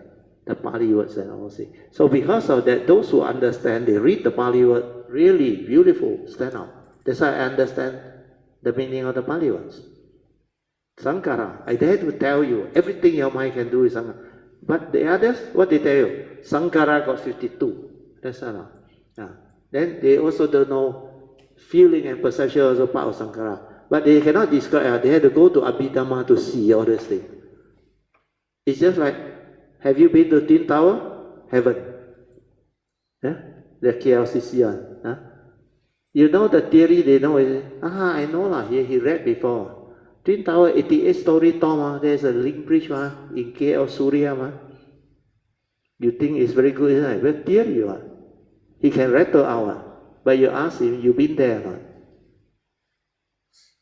He dare not tell you. Why you ask me? Well, I ask you been there or not, you will know how you go there.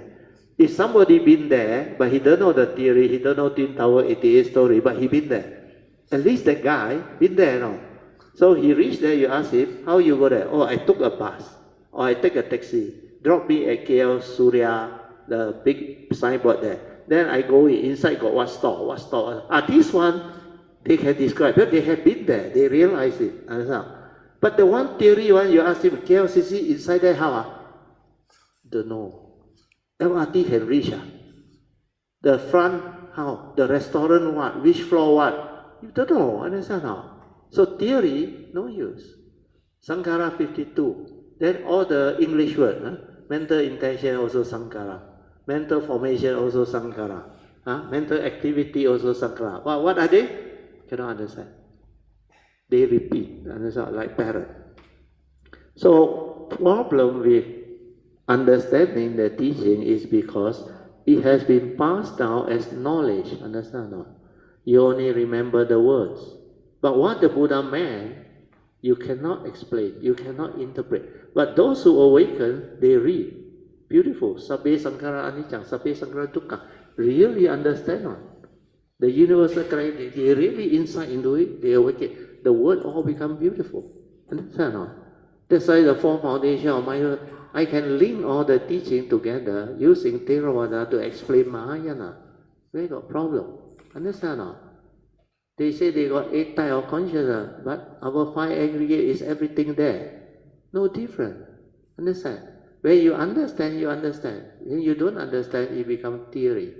Then it becomes scholar type of teaching. Okay? Manyan, continue. 32nd Heart Sutra class, part 1. Part 2. Heart Sutra lesson 32, 2.1. The 18 sense realms consist of 3 sets of 6s. First set of 6 refers to the 6 internal sense bases or organs, 5 physical and 1 mental. Second 6 of 6 refers to the 6 external sense bases or sense data. And the third set of 6 refers to their 6 respective sense door consciousness. Understanding these 18 fields or 18 sense realms can lead to the understanding of how you know the world and how you interact with the world, plus how you function as a human being, leading to the understanding of who are you and what are you. It is important for us to understand what Sankara is. Sankara is the content of consciousness or everything that your mind can do, including the aggregates of feeling and perception. It includes all of your mental movements and activities like mental states, intention, planning and scheming, formations, condition, views and opinions, etc. The consciousness aggregate is the pure receptacle. Consciousness and its content becomes the thought, which is the 5 mental aggregates of form and mind that the Buddha referred to under his final summary of the first noble truth of dukkha, in which the Buddha said, in short, it is due to one's self-delusion, Sakkaya Ditthi, that conditions one's craving and clinging to grasp onto these 5 aggregates of form and mind that he called dukkha. This is due to self-delusion. Living beings tend to cling to their physical form, mental feeling, external forms that they come to perceive with every movement of consciousness, their mental thinking and mental consciousness, taking them to be real and calling them the I and the me and the mind, leading to all the suffering. Take for example, when one perceives their loved ones, good friends, colleagues or pets, or various prized possessions like their property, money and wealth, etc., and grabs onto them, then what happens?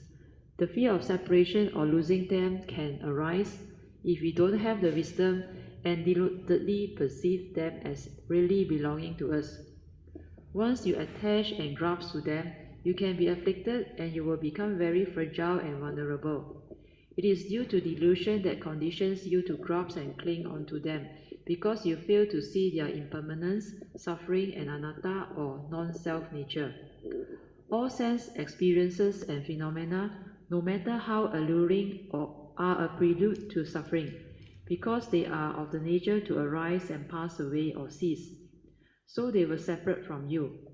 Without wisdom developed via heedfulness, one will not be able to accept this reality.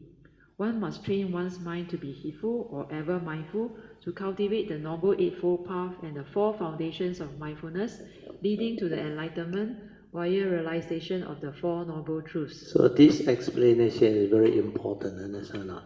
Otherwise you cannot handle life. You must contemplate and reflect on the fifth reality of the First Noble Truth explained by the Buddha. Separation is a reality, understand? Because it's dependent originating, condition arising, cause of now. When causes and conditions are there, they arise like it belongs to you, understand? When causes and condition is no more, you cease to own, understand? You remember the Iraq-Kuwait war? After Iraq attacked Kuwait overnight, take over, the central bank also gone. Then the Kuwaiti, the government, all lost everything. Understand? No?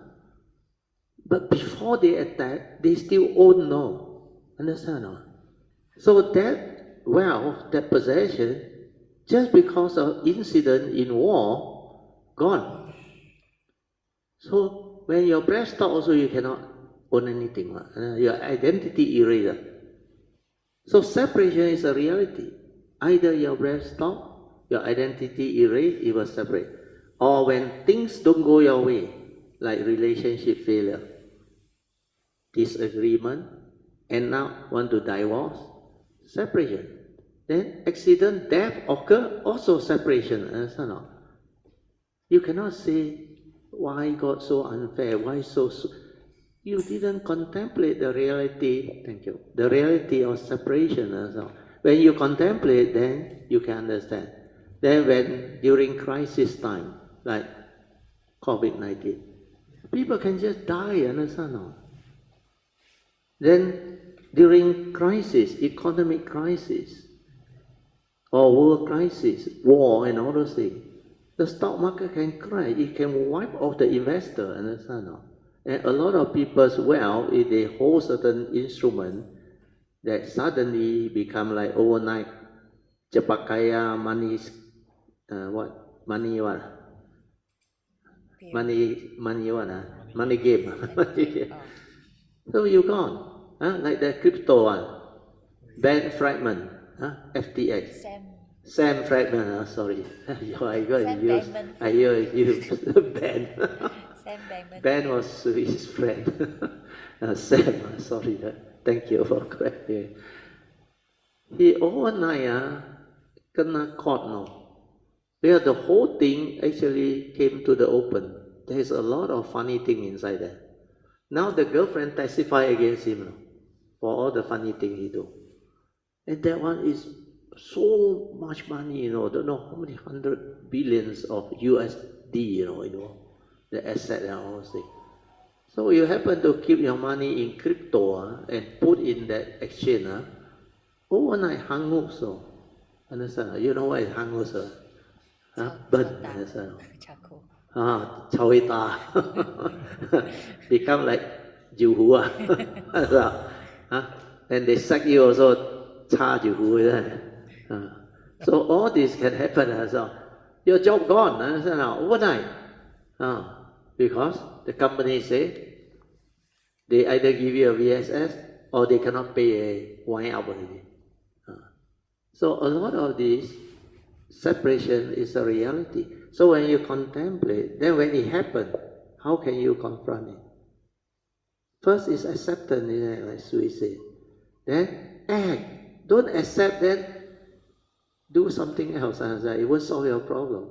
That's why she was trying to understand that. At that time he po song, understand? Why like that? But later on when he perceived it with wholesomeness, the uniqueness of not 10 perfect finger, maybe 9 plus 1, then she this is positive contemplation.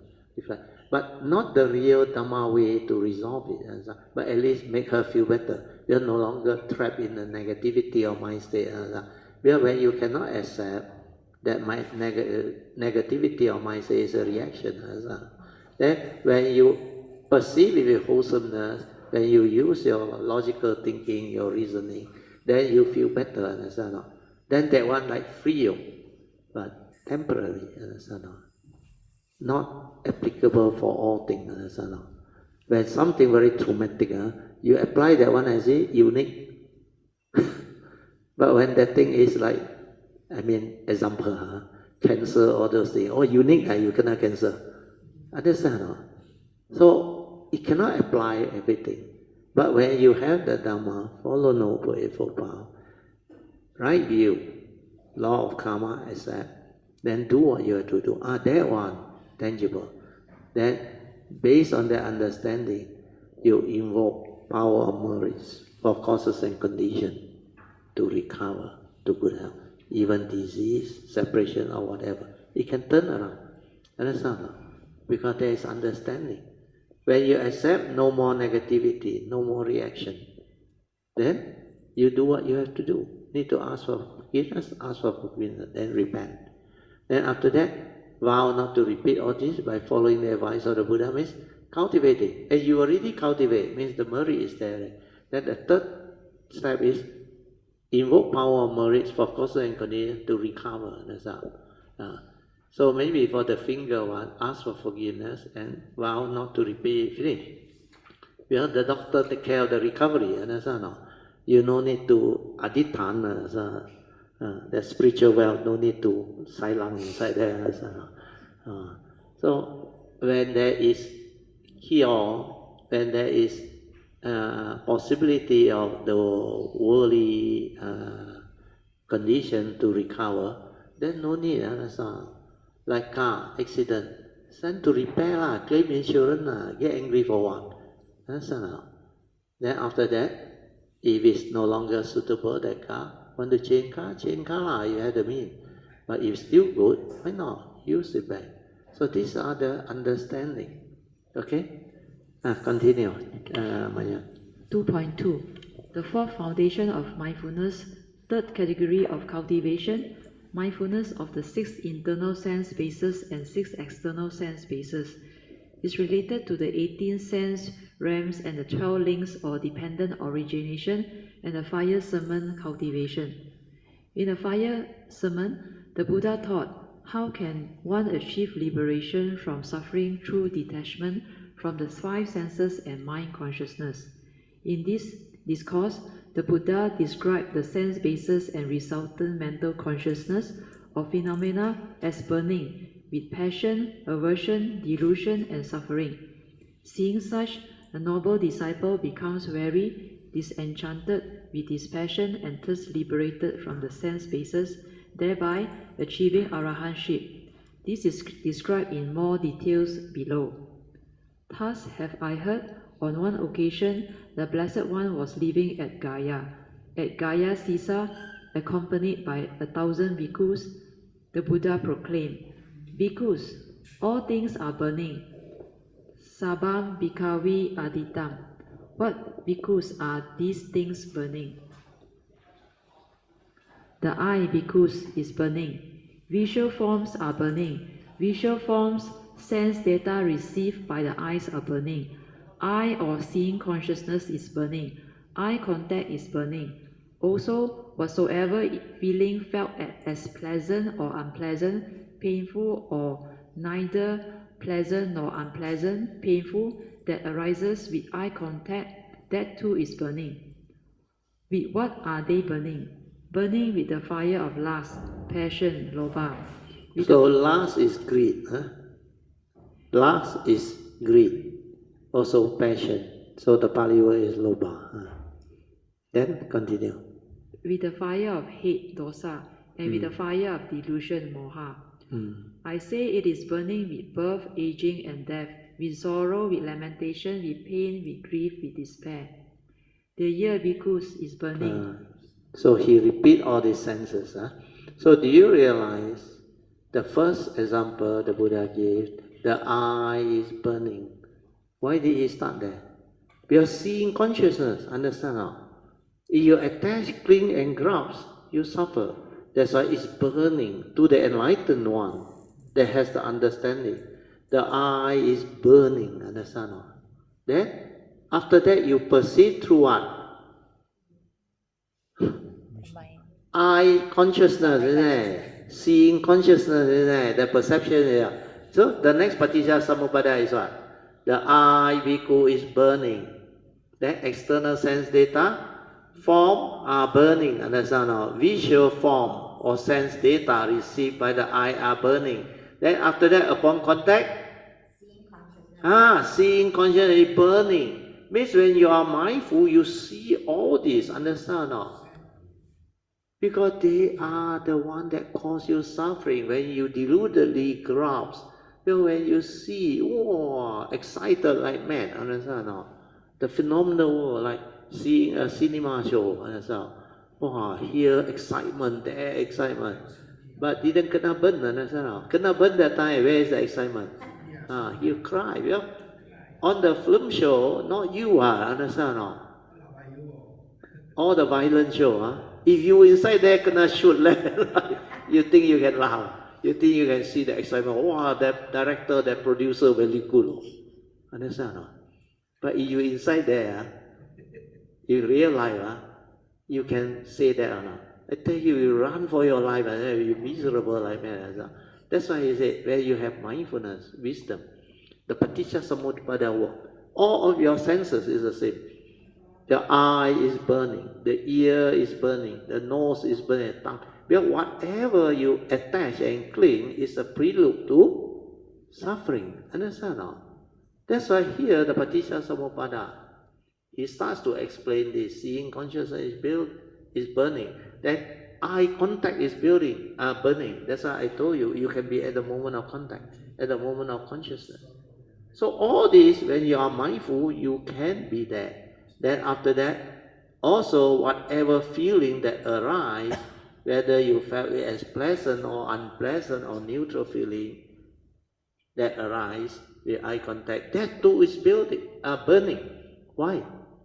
Because this is your reaction and stirring of mind already. Understand? Your like and dislike, pleasant and unpleasant. Then sometimes doesn't affect you, neutral feeling. Understand? You not bothered. It doesn't affect you. The example is I given you before. Let's say your neighbor bought a new car. Then excitement, everything. Then suddenly the wife decide to take it for a drive.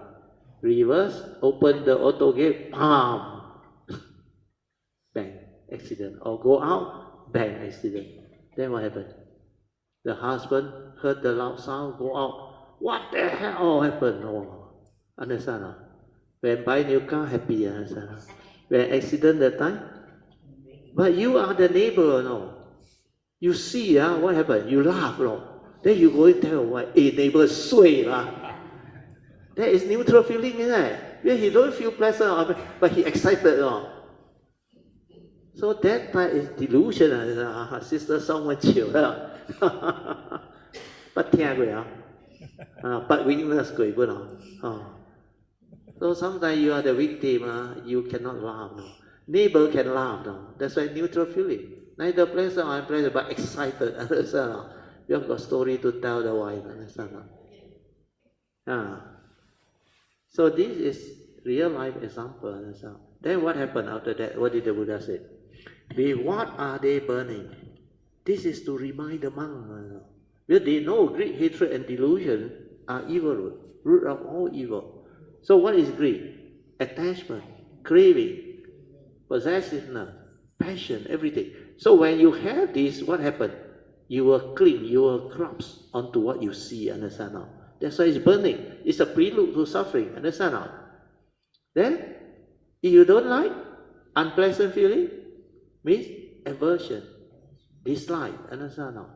Or delusion, fear, worry, anxiety, understand now? So all these are burning. Burning with what? He said, greed, hatred, and delusion. Lobha, dosa, and moha. So, lobha, greed, I already explained. Your attachment, your craving, your possessiveness, your selfishness, whatever. Then hatred is your envy, your jealousy, your dislike, your negative emotion. Then moha is your delusion, your fear, your egoic conditioning, attachment, craving. So because of moha, greed and hatred arise. So all this, I say it is burning with birth, old age, sickness and death, with sorrow, lamentation, with pain, with grief, and with despair. Why? Well, this is a whole mess of suffering. Human being, when you attach, all this will arise, understand? So although the cause is burning with the three evil roots of greed, hatred, and delusion, but the final outcome of the thing that really torment you and burn you is because of these three evil roots, it condition negativity of karma, then you suffer. And when you suffer, you go through what? That's why the reality of the First Noble Truth. The moment there is birth, there is old age, sickness, and death. Understand now? Then, when separation occurs, sorrowful, with lamentation and pain, understand, and grief, with despair. All these are the First Noble Truth reality. Just how we chant, isn't it? Birth is dukkha, understand not? Aging is dukkha. Then disease and sickness is dukkha. Death is dukkha. Then sorrow, lamentation, despair is dukkha. All these are the outcome and consequence of it. So when you see this, he repeat for the other senses. I skip a bit, otherwise wasting a lot of time. So you go to next page, 161. So he said, with what is it burning? All this he already finished. Then bhikkhu, when a noble disciple, means what? Arya, understand now? Enlightened disciple of the Buddha, who has heard this truth and clearly see things thus or as they are, what happened to them? He become wary of eye, wary of visual form, wary of eye or seeing consciousness, wary of eye contact, wary of whatsoever is felt as pleasant or unpleasant with eye contact. Then he becomes wary of the other organ. So those that are enlightened, the Arya, the noble being, they will not hold on. Why? Like I give you the example, Anasana. What is this? Red hot burning, let's say. When you hold on to it, it will burn you, it will torment you. Will you hold? We are noble disciple awakened already. But deluded human being, you know what happened? Let's say they got First Noble Truth reality, they suffer. Let's say health problem, disease, traumatic, or separation, or financial problem, or whatever First Noble Truth related one. Okay, career problem, and all those things. So they worry, they panic, like health problem. So the fear, worry, anxiety is a projection. Then he try to seek help. Then sometimes he dare not let people know. We are scared the company know. Ask him to go. Understand not? Scared he will lose a job also. Then sometimes the spouse also they dare not let know. They scared after that the news go out and the friend, yo, this guy, he got cancer. So how? So all this fear, worry, anxiety is a projection of the thought, not a reality yet. That's why you suffer. You become miserable, like the Vipassana president after the prostate thing. So these are reality. So what happened is the noble disciple who understand all these, they will not suffer. They are different. So when you have the understanding, you will know you cannot attach, you cannot cling, you cannot hold. So what happens is you have to confront if you understand it. Right view, law of karma, accept. Then reflect, contemplate, what happened? Okay, this is traumatic. Okay? If I accept, I don't project my thought. I don't blame, I don't worry. Fear, worry, anxiety, all despair, this suffering is gone. Understand? Then you do what you have to do. So do what you have to do means what? Means you have to follow the Dhamma way, Noble Eightfold Path, repentant, then you solve your problem. So in this case, the Buddha say, this is how they trace the origination factor, understand? Just like the fourth way, trace the origination factor. So all this suffering they came to know come from the senses, understand? Go through the Paticca Samuppada. The first organ is the eye, then the ear, the nose, the tongue, the tactile, and the thought. That's why I say this sixth sense door is very powerful. So when they arise, the final outcome is you deludedly grasp and cling, then you become sorrowful, miserable, suffer. So when you see all this clearly with mindfulness, then you straighten your view, understand? Not to react, not to stir, not to develop all this. Then after a while, like I say, think also like that, don't think also, you will never think. Then when you look at things, you will not develop all the negativity. Why? Because your yoniso manasikara, wisdom, dhamma understanding, this will prompt you, understand? Then you don't stir your mind. Then pleasant, unpleasant, no more, that link cut, understand? So what happened is, normal human being cannot understand this. So you know what they do? They say, this is my problem, understand? Cancer is my problem. So they keep on holding on to it through what? Through the thought, understand? Think about it, worry about it. The more you hold, the more it torment you, right? There is a cause of suffering. Right? So the monk who go through this will not hold, understand? That's why he said, they are very of eye contact, that eye consciousness, then the sense data that come in. Well, all this is coming to haunt you, torment you, and create the movement of the paticca samuppada. Understand? But you gullibly, this is my problem, no, I must think about it, I must worry about it. Well, they think by holding and worrying, they can solve the problem. Do you think they can solve the problem? By holding and worrying? No amount of fear, worry, and anxiety can solve your problem. That's why you need to understand the Dhamma, to accept this reality of the First Noble Truth, then act. Understand now? How do you act? Put this down, understand now? Means what? Acceptance. I don't hold, I don't worry, I don't panic, I don't create all the fear, worry, anxiety, sorrow, and lamentation.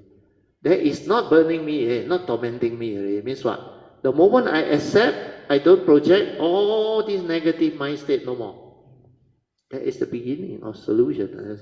Then I have clarity. I have calmness of mind. Then I can inquire what actually happened.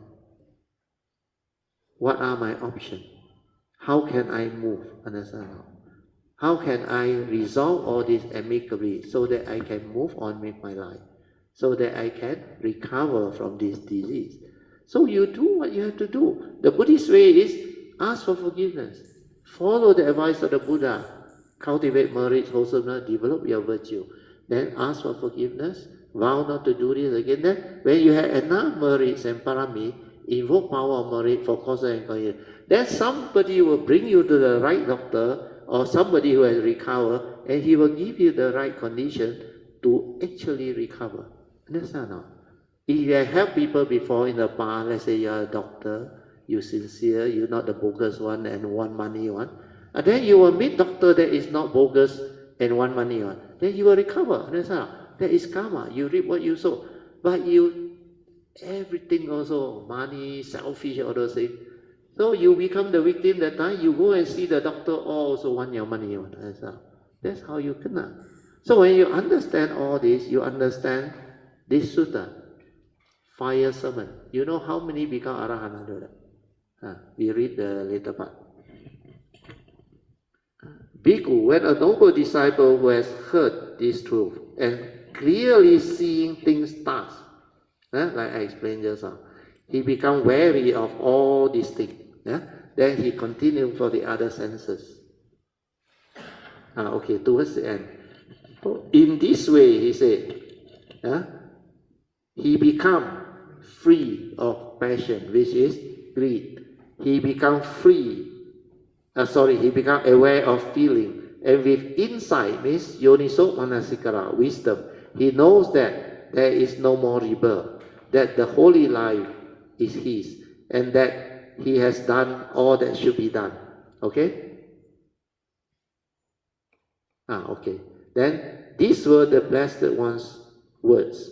When he spoke to the bhikkhu thus, the whole congregation of over 1,000 bhikkhu rejoiced, approved of his word. Then what happened? And attained liberation from the asava to clinging no more, and their heart were completely free. all become Arahant. Understand? And the fire sermon is very powerful because when I was reading it, I say, this type of teaching sure awaken one. You know, it warns you at every stage of the Paticca Samuppada. No? Your eye is burning. Sense data coming in is burning. Eye contact is burning. Seeing consciousness is burning. Means when you are aware, you saw the Paticca Samuppada link, how it creates affliction and suffering. Then, because you have the mindful, every moment of the Paticca Samuppada, all these links become very clear. So before it happened, like I say, think also right, don't think also right. You think I will go and grab and clean? I will go and hold on to this fellow, say this is my problem. No, you have the Dhamma. Thing is just the way it is. You are born of karma, heir to our karma, conditions, but you are what you are because. So you know how to act, understand how? That is the Dhamma way. Clear now? Yeah. So, hopefully, this time more stable. Okay, not from another commentary. This one is another one. I think also quite good. Bhikkhu, he said, form is burning, means external form, sense data. Feeling is burning. Perception is burning. Volition or mental formation is burning, means all your thinking process. And consciousness is burning. Seeing task, the instructed noble disciple experiences vary towards all these things. Form, feeling, perception, mental volition or sankhara, and consciousness. Through this passion, and this mind is liberated. So all these are the same. So the ensuing text reveal that sabbe means all, referring to the 6 internal sense bases and 6 external sense bases, and consciousness, the 18 sense right. Then by burning, adita means fire of passion or greed, raga jina. Then fire of aversion, dosa jina. Then fire of delusion, moha jina. So the manifestation of birth, aging, sorrow, lamentation, death, pain, despair, and other things are the outcome. That's why after that he said, disenchanted, he becomes dispassionate. Through disenchantment and dispassionate, through all this, he becomes dispassionate. He is fully released. With full release, there is understanding, fully released. He discerns that birth is ended, the holy life fulfilled, and task done. There is nothing further for the world. Then the next page is the 18 sense line, properly drawn out. Sense data, sense basis, everything. Okay? We stop here, toilet break. Activity of mind or consciousness, then it will just do that. That is, it listens to you. Heedfulness can only arise when the mind is trained. To be heedful, one must know how to silence one's mind to connect to one's true mind. The untrained mind is very heedless and it thinks a lot because of ignorance and diffusion. Without this heedfulness developed, one is as if dead spiritually, as per Dhammapada verse 21. Since heedfulness is the path to the deathless, and the heedful do not die, so please do strive on with heedfulness. Okay, next chapter. 33rd Heart Sutra class. 1.1 Dhammapada verse 21. Heedfulness is the path to the deathless. Heedlessness is the path to the death. The heedful do not die. The heedless are as if dead. Spiritually, one only needs to be heedful, then one is destined for enlightenment. Therefore, one must make strong determination to be heedful. To know who you are and what you are is very important. Is this human being or the 5 aggregates of form and mind really what you are? How do you know the world, and how do you interact with the world? It is the senses that enable us to interact with the world via mind or mental consciousness. This is a very important understanding. See, I say this is a very important understanding. That is the one that explains the form and mind projecting into the phenomenal world. So here I read again. To know who you are, what you are, is very important. Without mindfulness, you cannot know. Then you have to inquire, is this human being or the 5 aggregate of form and mind really what you are? How do you know the world? There is the inquiry. There is also the hit. How do you know the world? Through your senses. That's why the 6th sense door, the 18th sense is so important. Without mindfulness, you cannot see. So how do you know the world? It's of course through the 6th sense door. And how do you interact with the world? Also with your 6th sense door. Understand or not? Without your senses, you cannot interact. Without your thought process, without your seeing conscious, hearing conscious, smell, taste, you can't. So when you understand this, then you see the importance of having the mindfulness to see all this through your own form and mind. Understand or not? Then the next one is very important. It is the senses that enable us to interact with the world via our mind or mental consciousness. Understand?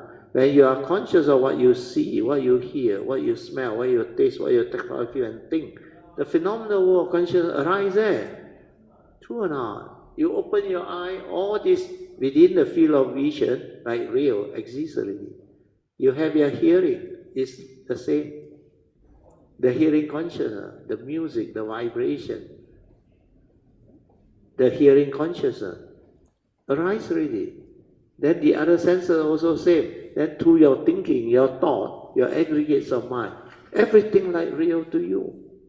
So this one is very important. Then I say, this is a very important understanding. So when you are meditating with the awareness, find out how you become conscious, how you know the world, how you interact. That's how I came to know. Do you think this one anybody taught me? No. I realized through the senses, I can know the world, I can interact with the world. Then I can develop all the thinking and all those things. But all this thinking before I have the Dhamma is all wrong thought, delusion. That's what I saw. Then I become different. So this is a very important one. How you know the world, how you interact with the world. Okay, continue. Sakaya Ditti, self-delusion, is a very powerful delusion because during every moment of sense door consciousness, like seeing, hearing, and thinking, etc., the personality and egoic mind will arise if there is Sakaya Ditti. Then one will try to own and possess things. This is how selfishness, which is an evil root, arises. Similarly, because of the ego, one can also become jealous, angry, emotional, and fearful, and these are the other 2 evil roots of hatred and delusion. As they are the roots of all evil, this is the reason why when things do not go your way, and when you cannot get what you desire or want, you can become very unhappy, and you can also get angry and become emotional too. When confronted with the first noble truths, realities, especially health problems or separation problems, the thought will project into the past and the future to condition your fear, worry, anxiety, and sadness, unhappiness, etc., leading to one's suffering. See that it is just a thought, not a reality at all. So how come it has such power to torment you and cause you so much suffering? This is wrong view, conditioned by your delusion, to grasp and cling onto the so-called problem, hence causing your fear, worry, and anxiety, etc. Do see it impermanence, characteristics, and anatta nature, i.e., it is just a thought which comes and goes, and it has no power over you if you are not deluded by it. Part 2, Heart Sutra Lesson 33, The Emptiness of the 18 Fields, page 80 to 83. 2.1. The Dhamma are only words, concepts, and skillful means. Ultimate Nirvana. When you have wisdom, you do not cling to the Dhamma. The Dhamma are only words, concept, and skillful means pointing towards the truth as likened to the finger pointing to the moon. The commentary said, the mind of the past cannot be obtained. The mind of the future cannot be obtained. And the mind of the present moment also cannot be obtained. This English translation by the commentary is not so clear as compared to the Mandarin version. In Mandarin, it is 过去性不可得, meaning the mind of the past is already gone, so it is no more a reality, i.e., you cannot hold onto it or have it anymore. Similarly, The future has yet to come, so it is also not a reality. The moment is the only reality in life, and moment to moment, life passes by. What are you doing? Are you mindful of the moment, truly living life? Or are you too busy thinking, planning, or worrying about life? So heedless, so much so you totally miss out on life. To be with the moment, to experience all of the wonders and beauties of life without any fear, worry, and anxiety, is truly living life. The present moment may be the highest in life, but in order to transcend life, one must also transcend even the moment. This is because the moment passes by so fast, and it is also not a reality in that sense. That is, split second, it is dead and gone. This moment, then the next moment, and then the next moment. Only a stream of unending moments of thoughts rising and falling. See this clearly and free your mind. Only consciousness and thoughts arising and passing away, implying it is nothing substantial and not so real. This is the reason why the Buddha said, mind is the forerunner of all things. Mind is chief, and when mind arises, everything comes to be, and mind make are they. So, if one acts, speaks, and thinks with a heedless or unwholesome mind that has the evil roots of great hatred and delusion, suffering will follow one like the wheel that follows the hoof. Hence the reason why the Surangama Sutra states that perception of form is consciousness, whereas its non-perception is wisdom. The first seeing refers to mundane mind, via the condition arising mundane mind, whereas the second seeing refers to the direct seeing via the true mind, which is beyond thought and beyond mind, the mundane mind. When cultivating the Buddha Dhamma, one must be diligent to do it continuously with full determination in order to be successful, and one must not be complacent. A good analogy is of the primitive man making a fire by rubbing a stick against the rock to spark off the fire. One must not stop halfway before the spark can trigger off the fire. Hence, heedfulness must be stabilized and sustained until one is ever mindful. 3.1. Why do I experience heat during meditation? Question 1. Why do I experience heat which comes and goes during meditation? Brother Dio answered, whether heat arises or not is not so important, because the main purpose and intent of meditation is to train the mind in heedfulness first, that is, to be in a stable state of relaxed inner awareness or mindfulness first. Then only can one meditate. Heat can be due to the environment that you are in or due to your yin and yang imbalance within your body. The key thing is just to be in a state of relaxed inner awareness, to be aware of everything that is arising and passing away during meditation. Just maintain a silent, passive awareness. Don't try to know. The understanding will come by itself via an awakening and not via thinking. 3.2. Heedful and mindful during meditation, but heedless in the midst of life. Question 2. I can be very heedful and mindful when I am here doing meditation in a very conducive environment, but when I am in the midst of life, I can be very heedless. When I am in a very negative environment situation, I can become deluded very fast. Then I start to blame myself and get angry with myself. Why? Brother Teo answered, this is normal. When you are in this present, tranquil, meditative environment, you will be naturally more peaceful and heedful. Everything appears very smooth sailing because it is a conditioned environment or state of mind with no negativity to stir or test you. But when you are in the midst of life, you are usually less heedful. So when you are with someone that you don't like or a weird and difficult person, then you are tested. During these moments, if you have yet to develop the wisdom needed to calm yourself down, then it is very likely that you will become unhappy via your heedless reaction to what they say and what they do. You will have to learn to confront or face all these negativities and difficult life situations with wisdom to free your mind. That's why you must investigate into all this. That is, how your reactions to sense experience, conditioned by your delusion, develop into very strong habitual tendencies without you even becoming aware of them. Habitual tendencies born of delusions are difficult to change or correct overnight.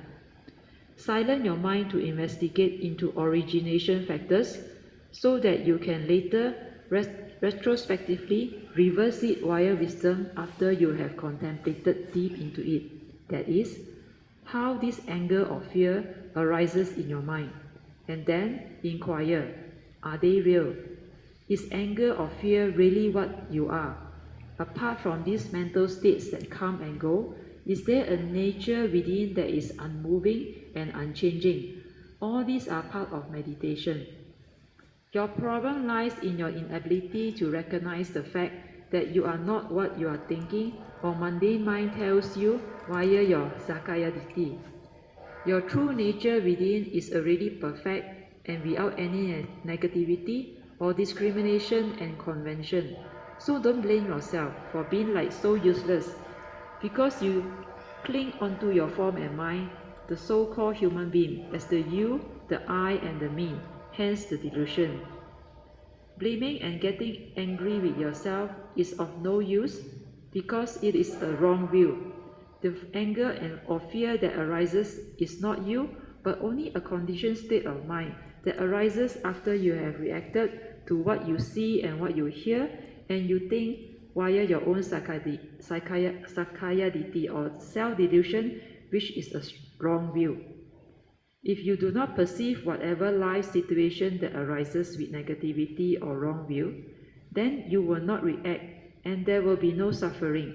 You will come to understand via your heedfulness that when things don't go your way, then you will react because you want things your way, which is against nature's laws that govern all of life and existence.